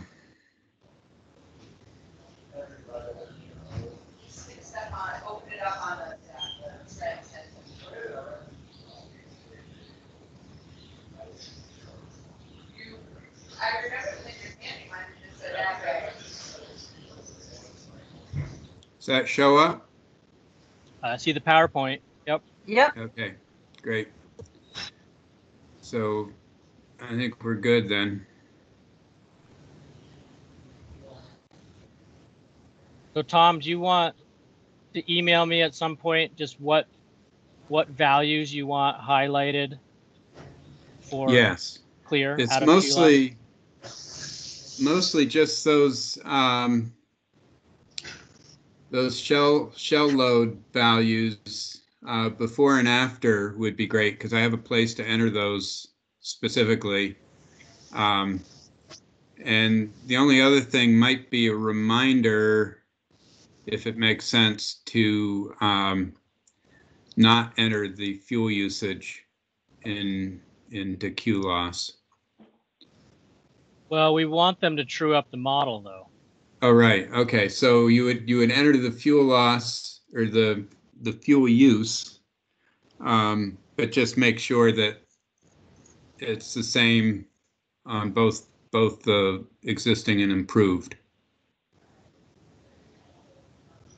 Oh, well, no, do you mean heating systems? So Yes. I think because we're gonna pull a little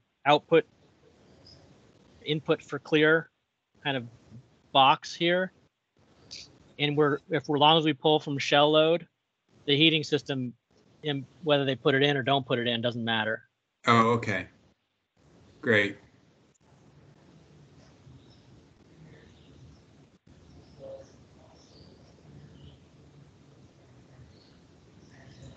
Well, looks like you succeeded, Tom. Great. Yes. That's always the first rule the IT people say is reboot. Interesting.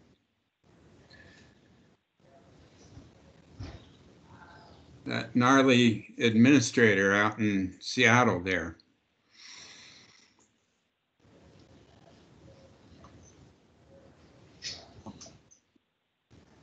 I'll be right back.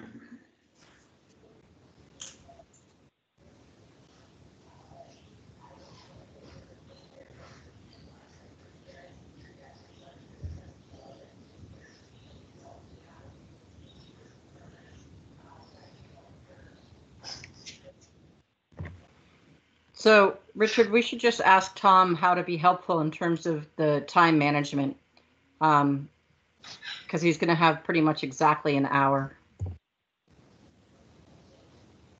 Yeah.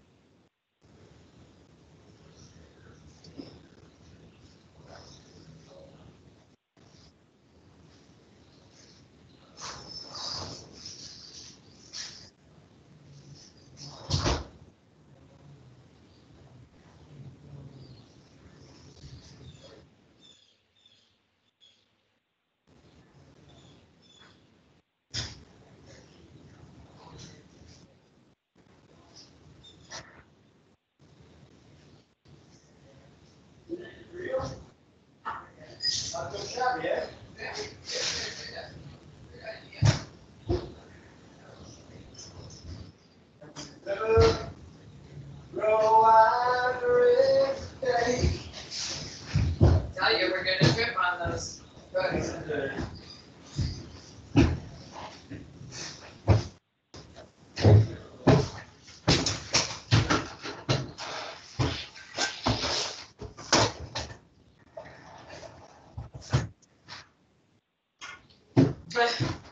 Just put my suitcase and all the stuff in my suitcase.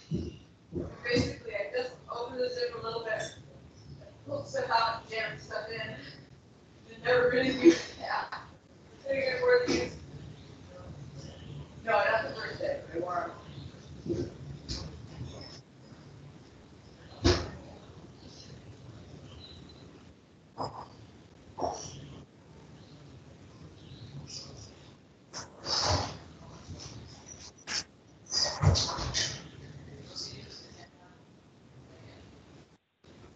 I've gone back to, I mean, I hold it forward.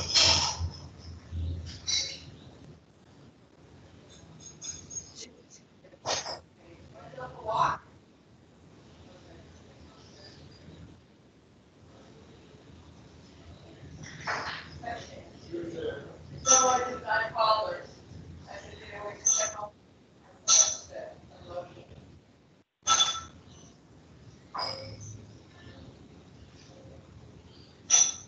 Did we get together with them?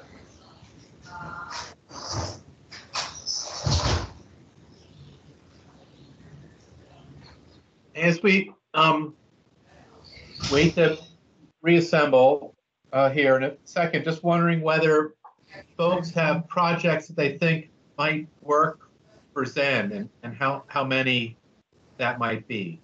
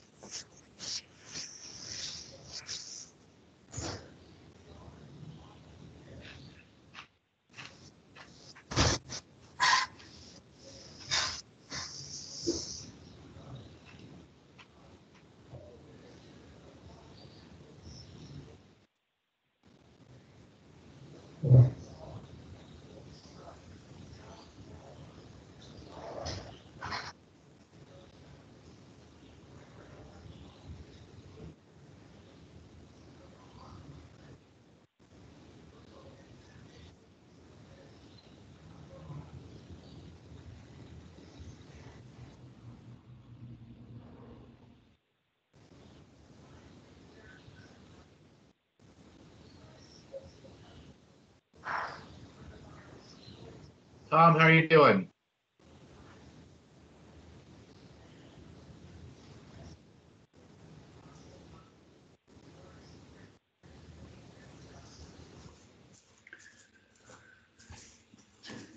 Ready to go, Tom?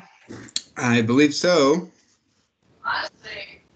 So we're just 12 o'clock, so we got an hour, and I'm assuming there's going to be some questions and discussion along the way. So let's just make sure we have some space for that. Try to wrap up by 1. Sure. Thank you. Okay. So I'm just going to begin here. I don't want to jump right into the tool, partly because there have been some complications in getting the tool out and available. The first one is that the software company that I was working with to get it into a shareable format, I had trouble getting a hold of them. Turned out because I was trying to send them a file that was too large, and it just never went through, and they never received it. So I was able to get that straightened out yesterday. I'm still waiting to hear back from them on a glitch that evolved in the process of getting it into that format. Basically, what this will look like, it will look exactly like an Excel sheet and perform just like one, has all of the same bells and whistles that if you've used Excel very much that you're familiar with, but it will, it's just a more secure format. It's one that I can sort of control what is the latest version of. I don't have to email you an actual version of the tool that you will use until I email you the next version, which might be anywhere from a month from now all the way back to 10 minutes from now when I realize I made a mistake. I want to get it onto the website where you can download it. It will be a file, just like an Excel file that you use, but you'll be able to get another one, the latest one, whatever it is, off of the website. So that is the goal of going through this particular process that I'm going through.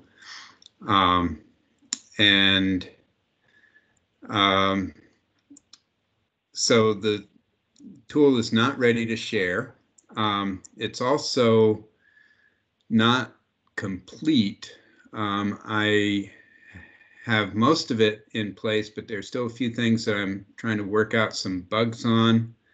And I want to also do a final sort of summary report page and optimization page, which contractors can use to share with a homeowner to kind of go over the details of the project and look for ways to get better savings, basically for essentially the same price, or just, you know, to look at it in a nice way. And I'll show you sort of what I have in mind for that.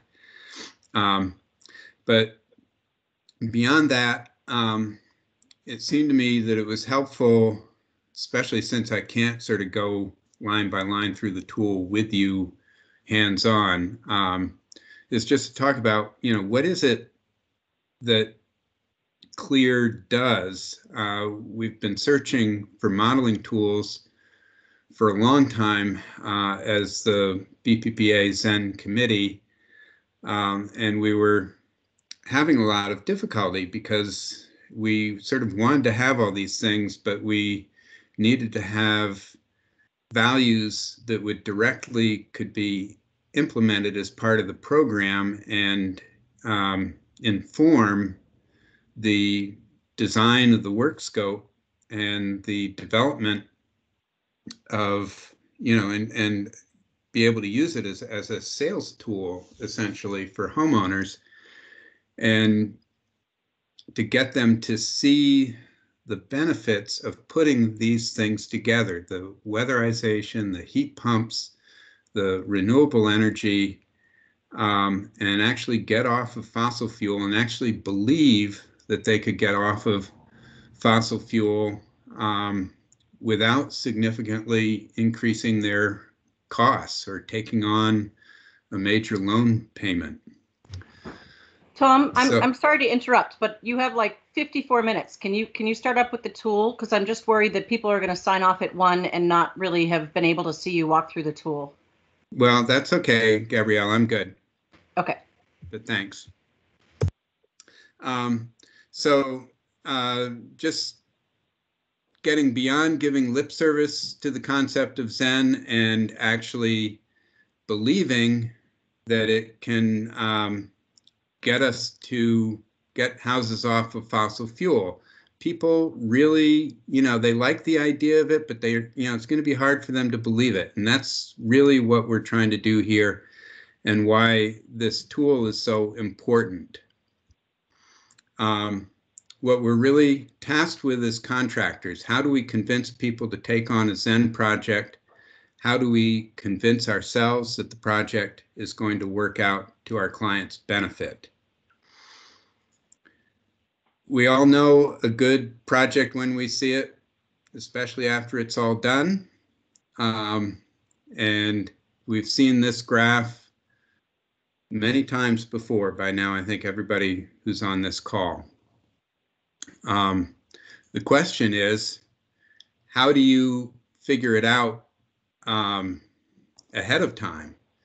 And this is a graph that I put together for the study, which shows the relationship between what we modeled and what the actual fossil and grid savings was. And what you should see in this graph is two things.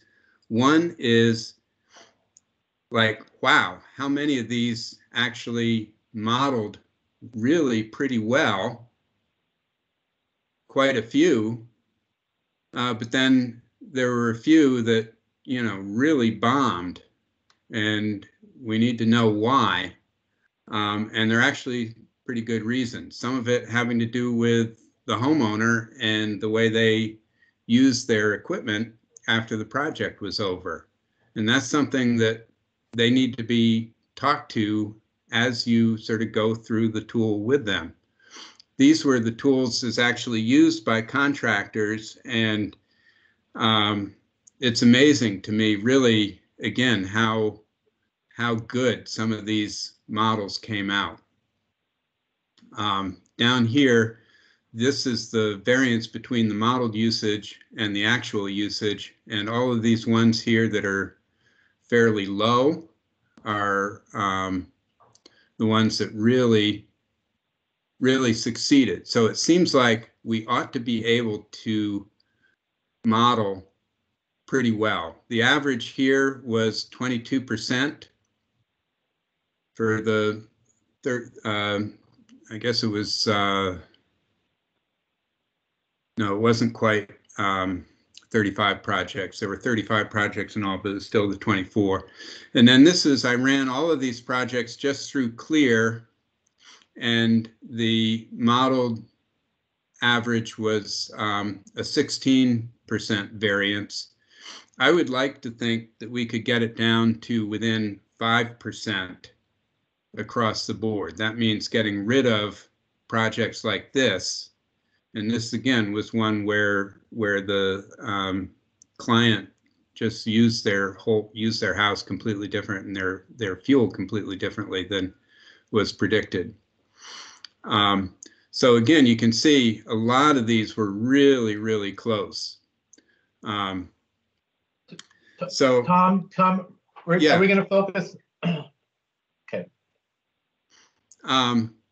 So the essential goals of Zero Energy Now: eliminate as much fossil fuel and grid sourced energy as possible and achieve as close to cash flow neutral energy savings as possible. These are what we're trying to do. This is what the tool needs to show us how to do. These are the essential goals of CLEAR. Correctly calculate and assess current energy usage of the home. That means getting accurate data into the tool. Assess the potential for energy savings. I'm going to talk about that in a moment. Calculate optimal project cost based on available savings. This is very important because if you don't have the available savings, you're not going to get a cash flow neutral project. Develop a strategy for achieving specific energy savings goals.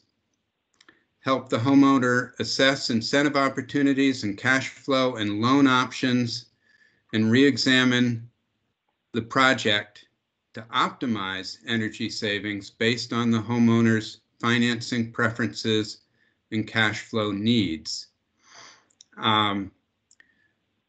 This is what the tool needs to be able to do, and this is, in fact, I think what it does. And I want to take you on one last step here. CLEAR is primarily a design and optimization tool. And the first thing that you need to start with, once you get the actual usage, and this is something to keep in the back of your mind even as you're introducing the program to the customer, is the savings to cost ratio. Looking back at the 24 projects, the savings to cost ratio was what finally made the project either successful or not successful. And over here, I'm sorry to whack you with this huge mass of numbers here, but you have your project identifier here. This is basically a loan concept, 20-year term, interest rate of 5.25%, which was just one that is no longer available. So it's completely speculative now, but it was available at the time, and it was the one that gave the best, basically the lowest monthly payment of any sort of mid-size loan that was out there at the time. It was offered by VSECU. It's no longer offered, but I'll show you in a moment the rates for the home energy loan are very similar. This is the range of project costs that we had for the 24 projects. The smallest one, the cost after incentives, was $16,000. The most expensive one was $147,000. And then these were the actual cost savings that each of these projects achieved. And the savings to cost ratio for each of these projects here. Now, you look at the ones that are the highest, those are the ones that did the best in terms of net monthly out of pocket, which is the amount, the difference between what they were paying per month for their energy bills and what they're paying now for energy bills plus a loan payment. These projects that are negative here actually saved money after the project. They were cash flow positive. And these are also the ones that had the highest ratio of savings to cost, 12%, 9%, 8.5%, down here 14%, very significant. You can see the ones that didn't do so well had savings to cost ratios of, you know, we have one down here of less than 1%. I think we need to keep moving. Can I just finish here, Richard? The point that I'm trying to make is that there's a very specific number you should be looking at. This is, for this loan, term, and rate, is just a little over 8%. And it's across the board. It does not matter. It has to do with the loan term and interest rate.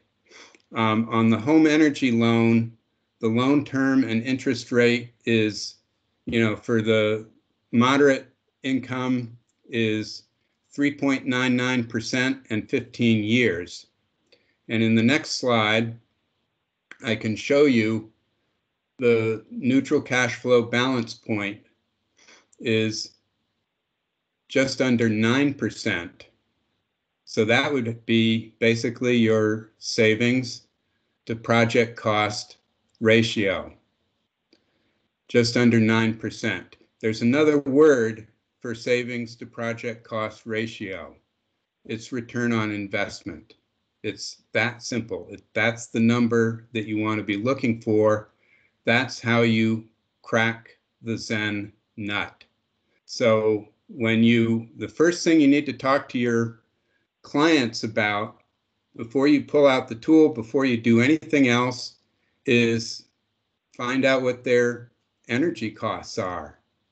If you look at project number 19 here, this one got 95%, but the problem is that their energy costs were under $2,000 to begin with. They saved $1,700 of that $1,900, but that wasn't enough to cover the cost of the $43,000 net project. So this is something, this calculator will be built into the tool, but this again is probably the most significant thing about ZEN and about the way it works and how it will best serve your customers. You want to look at that savings to project cost ratio, the return on investment, and keep it somewhere, if you can, between 7 and 10%, and you'll probably be able to do pretty well. So that's basically all I have to say on that idea. I'm going to get out of here and go into the tool.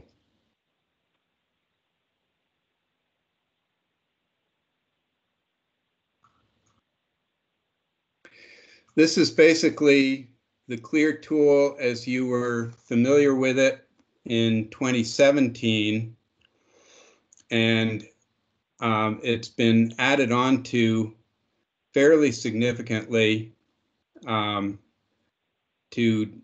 just make it more workable and give it more capacities. In 2017, I think you all started with basically entering information in these areas here. Your existing. We're not seeing the tool, Tom. We're just seeing your PowerPoint. Oh, right. Okay, thank you.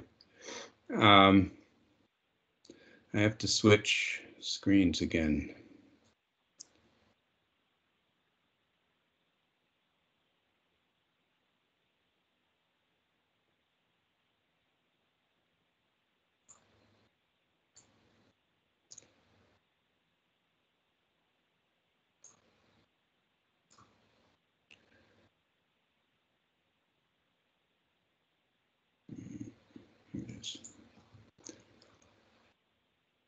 Okay. You're seeing it now. Yes.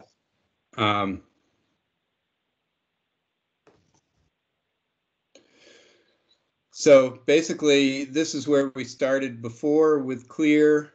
I've added a number of tabs onto it, and we now have a new point of entry, which is in this space here. I'm just going to take you quickly through the tabs so you know what we're working with. We have project data inputs and energy data inputs. Project data inputs looks like this. It's a place where you put your company name, address, your own name, and then you enter the client information, which includes client mailing address, and so on. I think all of these details are self-explanatory. The other key thing, though, is just like QLOS and Hero, you want to have the project zip code. That's very critical because that is how you get the heating degree day adjustment, which is very important for entering your fuel usages. You then take it right down, and I guess I'll just go ahead and explain how far we go here, which is not very far. Once you enter the zip code and the other details here, the dates are also important. In most cases, it will be an audit date that you enter at this point.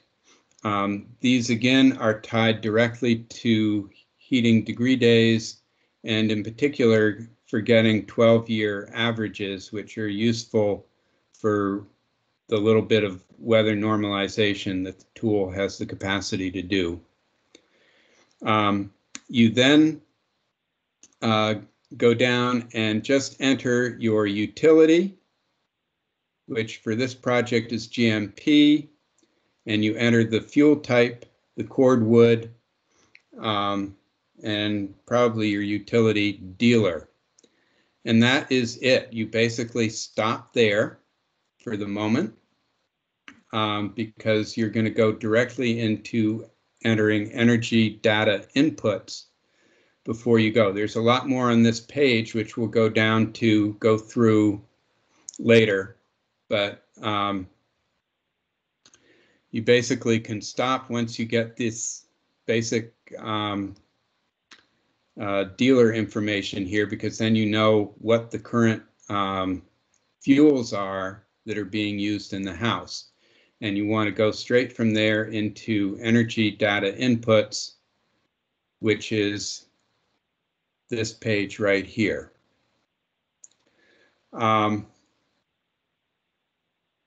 This page has a scratch sheet, which is just all this stuff here, which you can fill in. None of the cells here are dynamic. It's just a good place to basically fill in usage from whatever sources you have for collecting the fuel data for the house. And I strongly recommend that you go directly to the fuel companies with the homeowner's permission and get fuel data from them. We're asking for 3 years of fuel data, and this is so that we can get 2 complete heating systems, or heating seasons rather. This is because 1 heating season is really pretty limited data. There may be occupancy differences or just significantly different climate, heating degree days, that kind of thing. Keeping the, it's important, if possible, to avoid having kind of an oddball usage as your baseline for your project. It's better if you can average it over a set of seasons. For many projects, you can see this one in particular, I was able to get 8 years in this case of fuel data. There was actually relatively little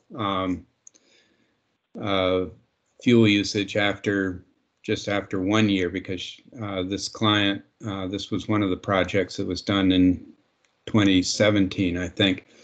The client got rid of her LP gas, just stopped using propane heat very early on. But it's just useful to have all of those fuel deliveries so that you can get very accurate data correlated to the weather as much as possible. And again, the best way to get it is from fuel dealers. Frequently, they will give you data in a PDF. Sometimes it will be something that you can break out, and using various tricks in the Excel software, you can even break it out into columns, and you can set it up so they'll fill out straight into this sheet. There are some fuel dealers who are just as happy to give you the data in an Excel sheet, and obviously that's the best way to get it because then you can organize it yourself. And I always recommend organizing it in this space over here because none of the cells here are dynamic, and then they can be transferred whole into this space here. And just as an example, the way I would do it, like so, would be to take these 4 columns, copy them, and fill them right in like that. Now, when I copy them here, it's really important to go up here and use the values pasting tab, because that will put it in like so that you don't destroy that. If you do it the other way,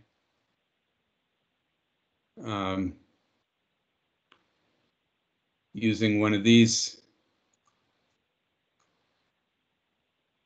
I'm not sure why this isn't copying here. Oh, is it because I'm doing it on the screen? I guess it is.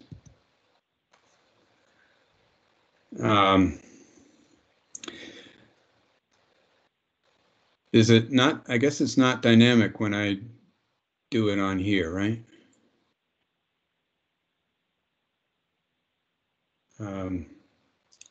Well, anyway.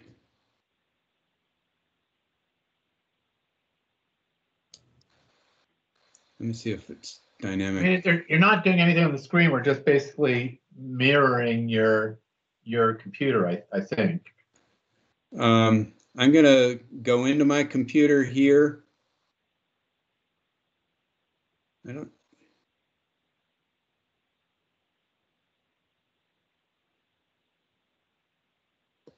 I'm confused because I can't seem to manipulate this.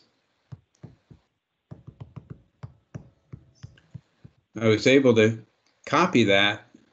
Let me just, but then it seized up. Anyway, I think I can keep moving. One thing I just want to show you, if I can get this thing to move. No, I'm not able to get it to move.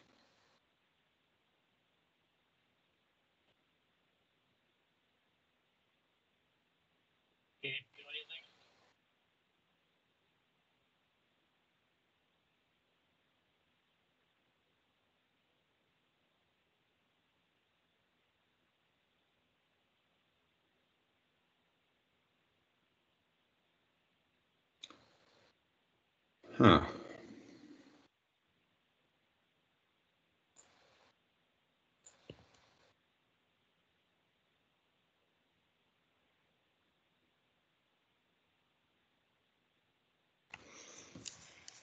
I'm going to move closer to the modem to see if that helps.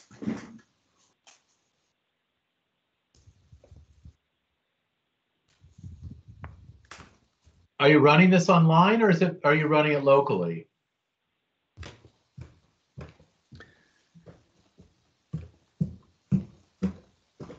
I'm running it online, I thought.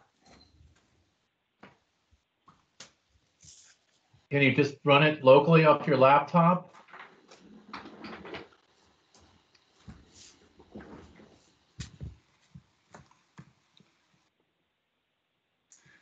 I'm not sure I know what you mean, Richard. Okay, well, I'll let you do what you need to do.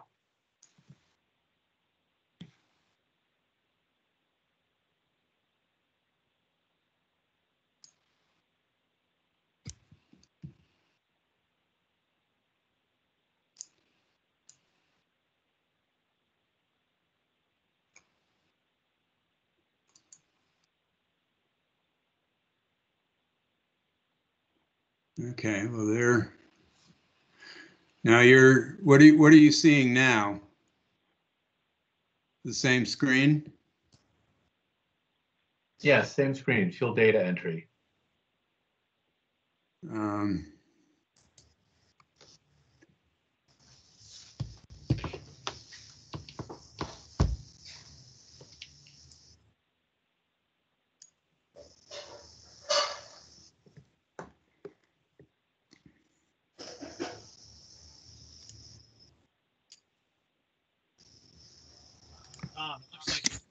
Tom, it looks like your Excel file is locked up. You might need to close it and open it again. Okay.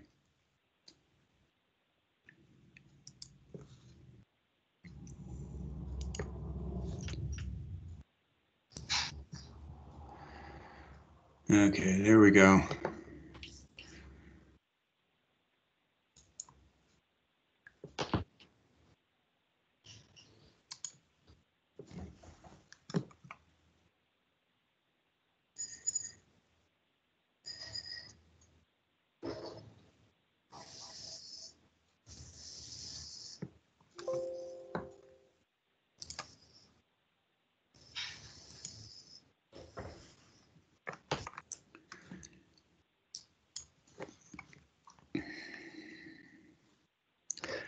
Okay, I'm going to try to share this again.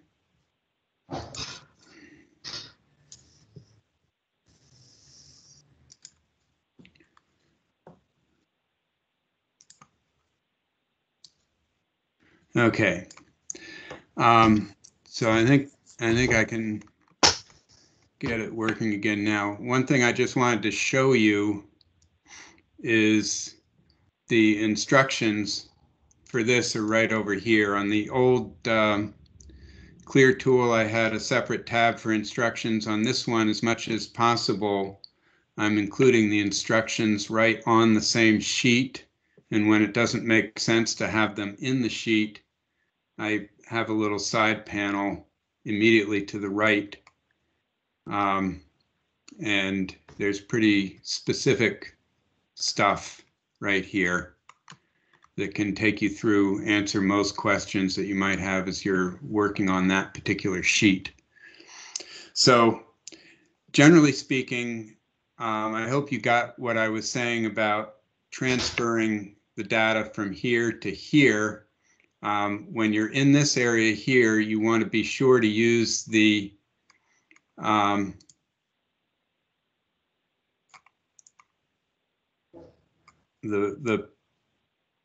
paste values function, so that you don't, what happens if you don't do that is the white here will show up and completely overwrite all this stuff here, and it gets very complicated and messy very quickly. So the paste values is important. Once you have that fuel information here, and in this case it was electric, LP, and wood pellets and cordwood, then to get actual usage, you just need to pick a date, and ideally it would be a date that's fairly close annually to the dates over here. And you look over here, for example, 8/13/2018 is 1 year after 8/14/2017, so I put that there. 8/14/2017 is very close to 8/12/2014. I mean, you just pick a date from up here. It doesn't have to be a perfect year apart. It often will not be able to be. You might be able to get it close if you can. That's good. But what's really helpful is to have as few heating degree days in the adjustment period as possible. And that means that sometimes in the middle of the winter, there are going to be dozens of heating degree days, maybe even hundreds, just in a very short period, just in a couple of days in January, as opposed to, say, in March or April, when you might be able to go a week with relatively few. And in the summer, of course, you don't get very many fuel deliveries in the summer, but trying to minimize the number of heating degree days in the adjustment period is the easiest way to get accurate annual usage around the heat. So there's a lot to kind of take in here, so don't expect to get it all at once. I'm available and will be available to help you enter stuff into the tool and really get used to it on a one-on-one basis, which will be more effective once you have the tool available to use hands-on. Once you get an annual fuel usage, an annualized reference for each fuel, and you will see it right here, then you can choose one and apply it. And that means you go over here into the column U here and put either, you put a Q. The choices, if you look at the drop-down list, are Q or V, and you won't be doing V right now because that stands for verify, and that gets used in a different place in the tool after the project is done. So for purposes of entering new projects, you're always going to be putting in a Q. You're going to be, you might have more than one that you could try, but again, trying to figure out the ones with the least number of heating degree days in the adjustment period are most helpful. And you just need to basically choose one and fill it out for each fuel use. In these two columns over here, you'll see that there's a place for annual domestic hot water and then other non-heat usage, which for electric, for example, can be all of your other appliances and lights and any other uses you have. In most cases, that will be a very substantial portion of your overall usage. In the LP gas, it might be, you might have domestic hot water there, especially if it's attached to the furnace. There's also likely to be cooking and so on. Wood pellets and cordwood obviously are in most cases going to be strictly heat. So you just want to try to figure out what these numbers will be. On domestic hot water, you're going to have to estimate that on your own based on occupancy and other things. The tool does have some built-in things for that, and you're likely to want to adjust these numbers as you go through, as you go back to the project data inputs. And so these numbers will gradually get filled in. You can see that for cordwood, for example, there were, again, it's an estimated number for the most part. Clients, rarely will know exactly how much wood they burn each year. Some of them will, but a lot of them don't even keep it in a measurable quantity. The other thing about cordwood is that it's really hard to base it on anything other than annual usage. And so it's going to be an estimated annual number. What I did was I just picked a date here that was closely aligned with other dates that I was using for other fuel usages, and put in basically an annual May 1st to May 1st date for all the cordwood that was used in the house. It doesn't make sense to try to be more precise than that. Wood pellets, I'm not sure. In some cases it might make sense, but I can see that in this case, she had good records, annual records of her fuel use. So I just, again, picked the May 1st to May 1st date.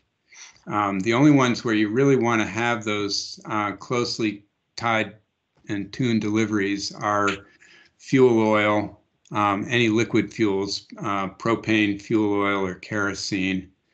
And it's very easy to get annual dates for electric usage for the most part, because the utilities all have monthly billings and readings. So that's pretty much it on fuel data entry. I'll take you back, I think, to project data inputs to show how you want to take it from there. Once you put in the qualified fuel usage, in other words, when you put the Q in that column, you'll see the number self-populate in here, both the cost per kilowatt hour or per unit of fuel, and the quantity. And the only other thing you need to add here are, if you're going to be changing fuels as part of your project, and electricity, because you presumably the house is already served by electricity and is going to be using more electricity, you don't have that entered here. This is just for biomass, because it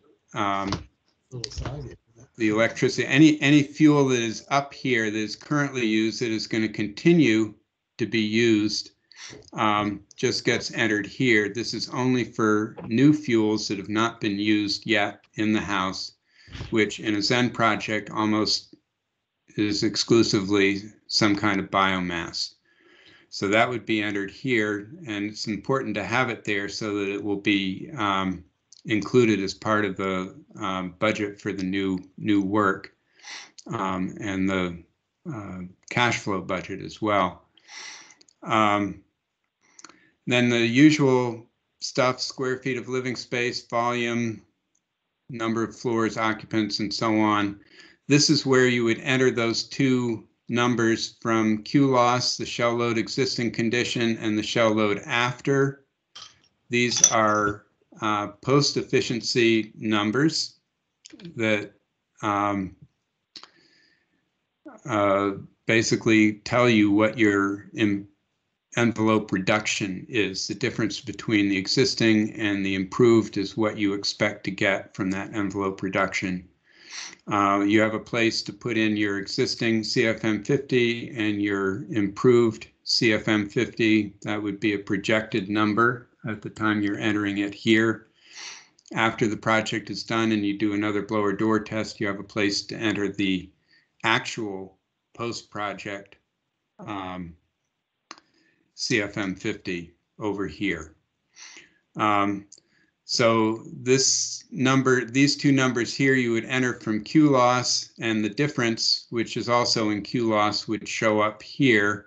If you have another tool which gives you a consumption MMBTU number, you can use that as well, and you would put that in here as opposed to here, and the tool can deal with that. Then you have the cost of your envelope improvement, and the weatherization incentives will be entered automatically from the incentives page in the tool, which I'll show you in a moment. Here's where you would put your existing heating systems. In this case, this client had a LP gas space heater and a wood stove. The fuel usage will appear blank until you enter the efficiency of the equipment. So for example, if I don't have the efficiency in here,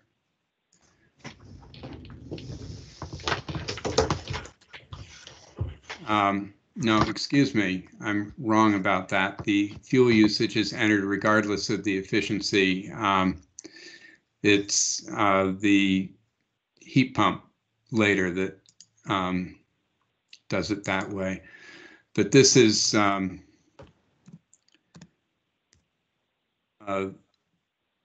these are things that you do have to enter. If you use a default efficiency, like for the wood stove, instead of an estimated efficiency or one of these other numbers, then the number will appear automatically, which is 60%.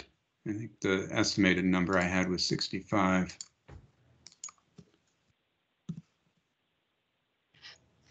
So, and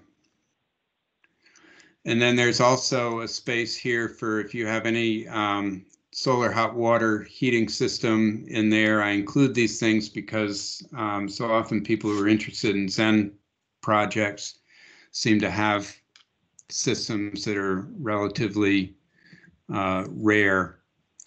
Then you would need to enter an estimated offset of fuel use and adjust the fuel use accordingly.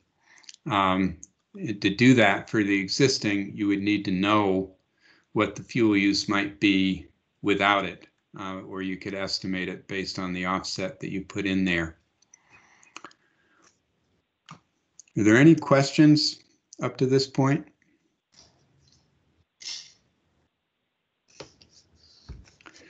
Just a time check, Tom. We are going to end at 1 o'clock. So okay, keep that in mind. For the proposed system, we basically, you have your heat pumps, your biomass, and then your continued systems, which are important to enter and have appropriate cordwood usages. Any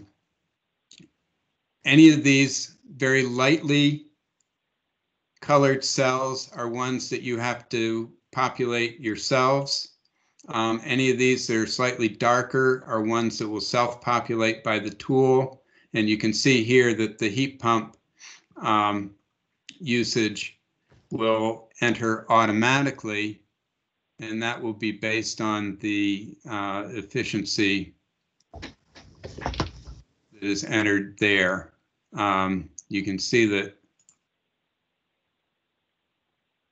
that it disappeared when I took that efficiency out. If I put it back in, it's this one that has to be entered in. Then it populates automatically, and you have your estimated fuel usage there. The cost is something that you would have to enter. The incentive will be entered automatically. For the existing hot water system, you have whatever you have. And again, this number is populated from the energy data input, and you may want to adjust it there based on information that you're entering further down here. Then for the proposed or retained systems, you would just enter that data here. The defaults, I'll take you through all of this when we have a chance to do it hands-on. I go into appliances in some detail here, and this is primarily to give you the ability to estimate changes in electric appliance usage and electric loads, which will help you to define the heat pump and heat pump hot water if you're getting it more closely. For example, if you're taking out a central heating system, you will no longer have a furnace blower fan, or it will be, its use will be much reduced, presumably as a backup. So same with boiler circulators. You know, some of these are not huge loads, but they can be certainly significant. What you do is you put the estimated load currently here and then match it with whatever you expect will continue to be used here. You can use these default loads, which all come from Efficiency Vermont, but what you're mostly interested in is getting your loads to match the loads that you have entered in the energy data inputs page. These have to match, and so you will be adjusting both the appliance loads here and the possibly the hot water load as well, as you try to get it closer and closer to what is really an accurate load for the house. In most cases, it's actually quite difficult to estimate hot water use exactly. Just continuing down through here, here's a place where electric vehicles can be entered. And here's renewable energy. Basically, I'm calling it renewable 1, 2, and 3. This is if you have an existing system. Many people will, I suspect. This is any new system that is being installed. Type of system, system size, cost. Cost is always something you're going to have to enter into the tool here. And then this automatically fills out down here your total project cost. Once you have all that, then you can look at how the project plays out. Going right down through here, this is all a system that you're familiar with. It hasn't changed. It's got a lot of data, a lot more than you want to see probably, and a lot more certainly than you want to show your client. But the real goods with this are down at the bottom, where you can actually see your existing energy cost and your improved energy cost. And this plays into your final goals here. And how it plays out with the financing and the cash flow. This project basically qualifies as a Zero Energy Now project. The envelope reduction was substantial.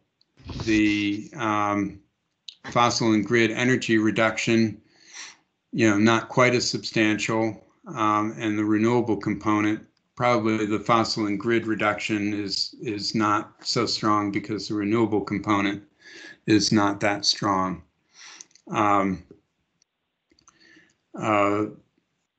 All of these costs have been entered elsewhere in the tool. This is your total project cost. You have an opportunity to adjust your financing costs here. And if we were to look at this project as a home energy loan project, you can change it to 15 years and perhaps the 3.99% rate and see how that plays out. And you can see that it still came out with net monthly savings. One thing that I won't try to use to demonstrate now is this project design optimization. What this does is allow you to make changes to your original proposal, sort of piece by piece. You can adjust, for example, the envelope improvement. You might adjust it by, say, 6 MMBTUs. And you also might, instead of burning the 200 gallons of propane, you might adjust the heat pump load. The reason I'm not eager to show this to you right now is I've got a circular reference that I need to take out. But basically, you have an opportunity here either to match the load. In other words, your load is defined as this LP load here, and that's what you presumably want to get rid of. So if you click on match load, then it will get rid of that LP load, make that reduced to 0, and it will adjust the overall project. Now, Tom, we're ending in 4 minutes. Okay. Thank you, Richard. There are other things that you can do here, adjusting the amount of biomass use. These two things will be set up in tandem. Nothing actually happens. You can kind of play around with this. Nothing actually happens in terms of changing anything until you check in this column here and put those changes into effect. The last tab I'm going to show you is the incentive tab, which is right here. And this lists essentially all of the incentives that are currently available, a whole slew of them from Efficiency Vermont. And I want to just point out, I enclosed a copy of the income chart here so that you can use that directly to see if people qualify, if they're willing to share that information, to see if they qualify for the income bonuses, so that you can fill those in, say, on appliances they might be purchasing or any of these bonuses that might apply here. There are check boxes here which are not showing because they don't come through when I transfer the tool. They were on that sheet that I sent out to some of you today. The other thing that I want to show you is these links are amazingly quick. You run your cursor over them. Did I lose you? No, we're here. No, I know, but are you still seeing this? Because I can't see the red screen again. Did you see how that link worked? No. Are you on the incentive page with me anymore? Yes. Yes. Oh, okay, good.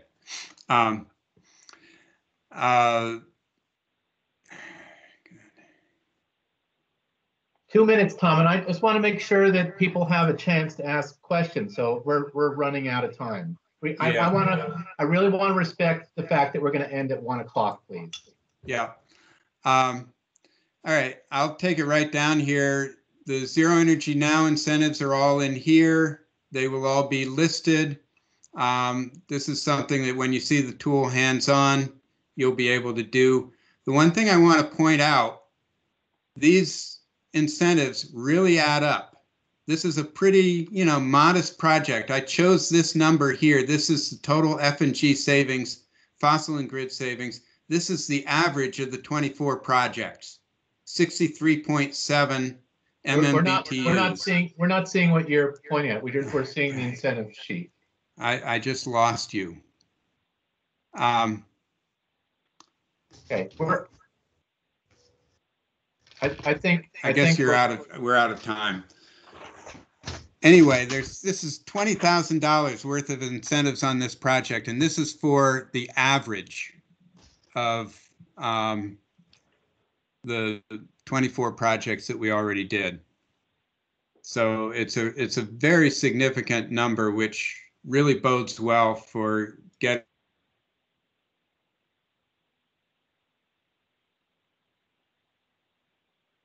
Are others still there? I'm here. Can you hear me? Yeah, I think we lost. I'm here. Malcolm's I'm here here. too. Well, it's 1 o'clock. Sorry, we didn't have time for a couple minutes for questions or discussion. I want to respect people's time and thank everyone for participating today. You'll be getting some emails from us. You saw the email from Gabrielle with the attachments. Hopefully you're all still interested in participating. We really look forward to working with you. And so review that memorandum of understanding, sign it, call with any questions, sign it, send it back, and start offering this to your customers. We'll be in touch as we move forward. So thanks for all your time today. Thanks, I don't know if there are any final questions as we wrap up. This is Chuck. I'm sure Tom would be available for questions if you wanted to walk through the Clear tool. I know we didn't have time for questions, but I know he's available for input and answer questions. Yes, thank you. Yes. Thanks all. See you later. Okay, thanks everyone. Really appreciate it. Yeah. Thanks, Okay. I appreciate it. Take Thank care. you. Thanks, guys.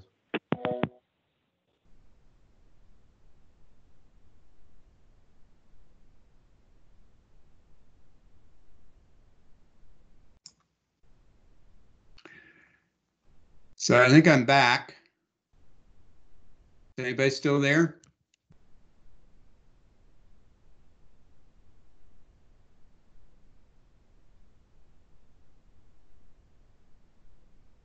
Hello?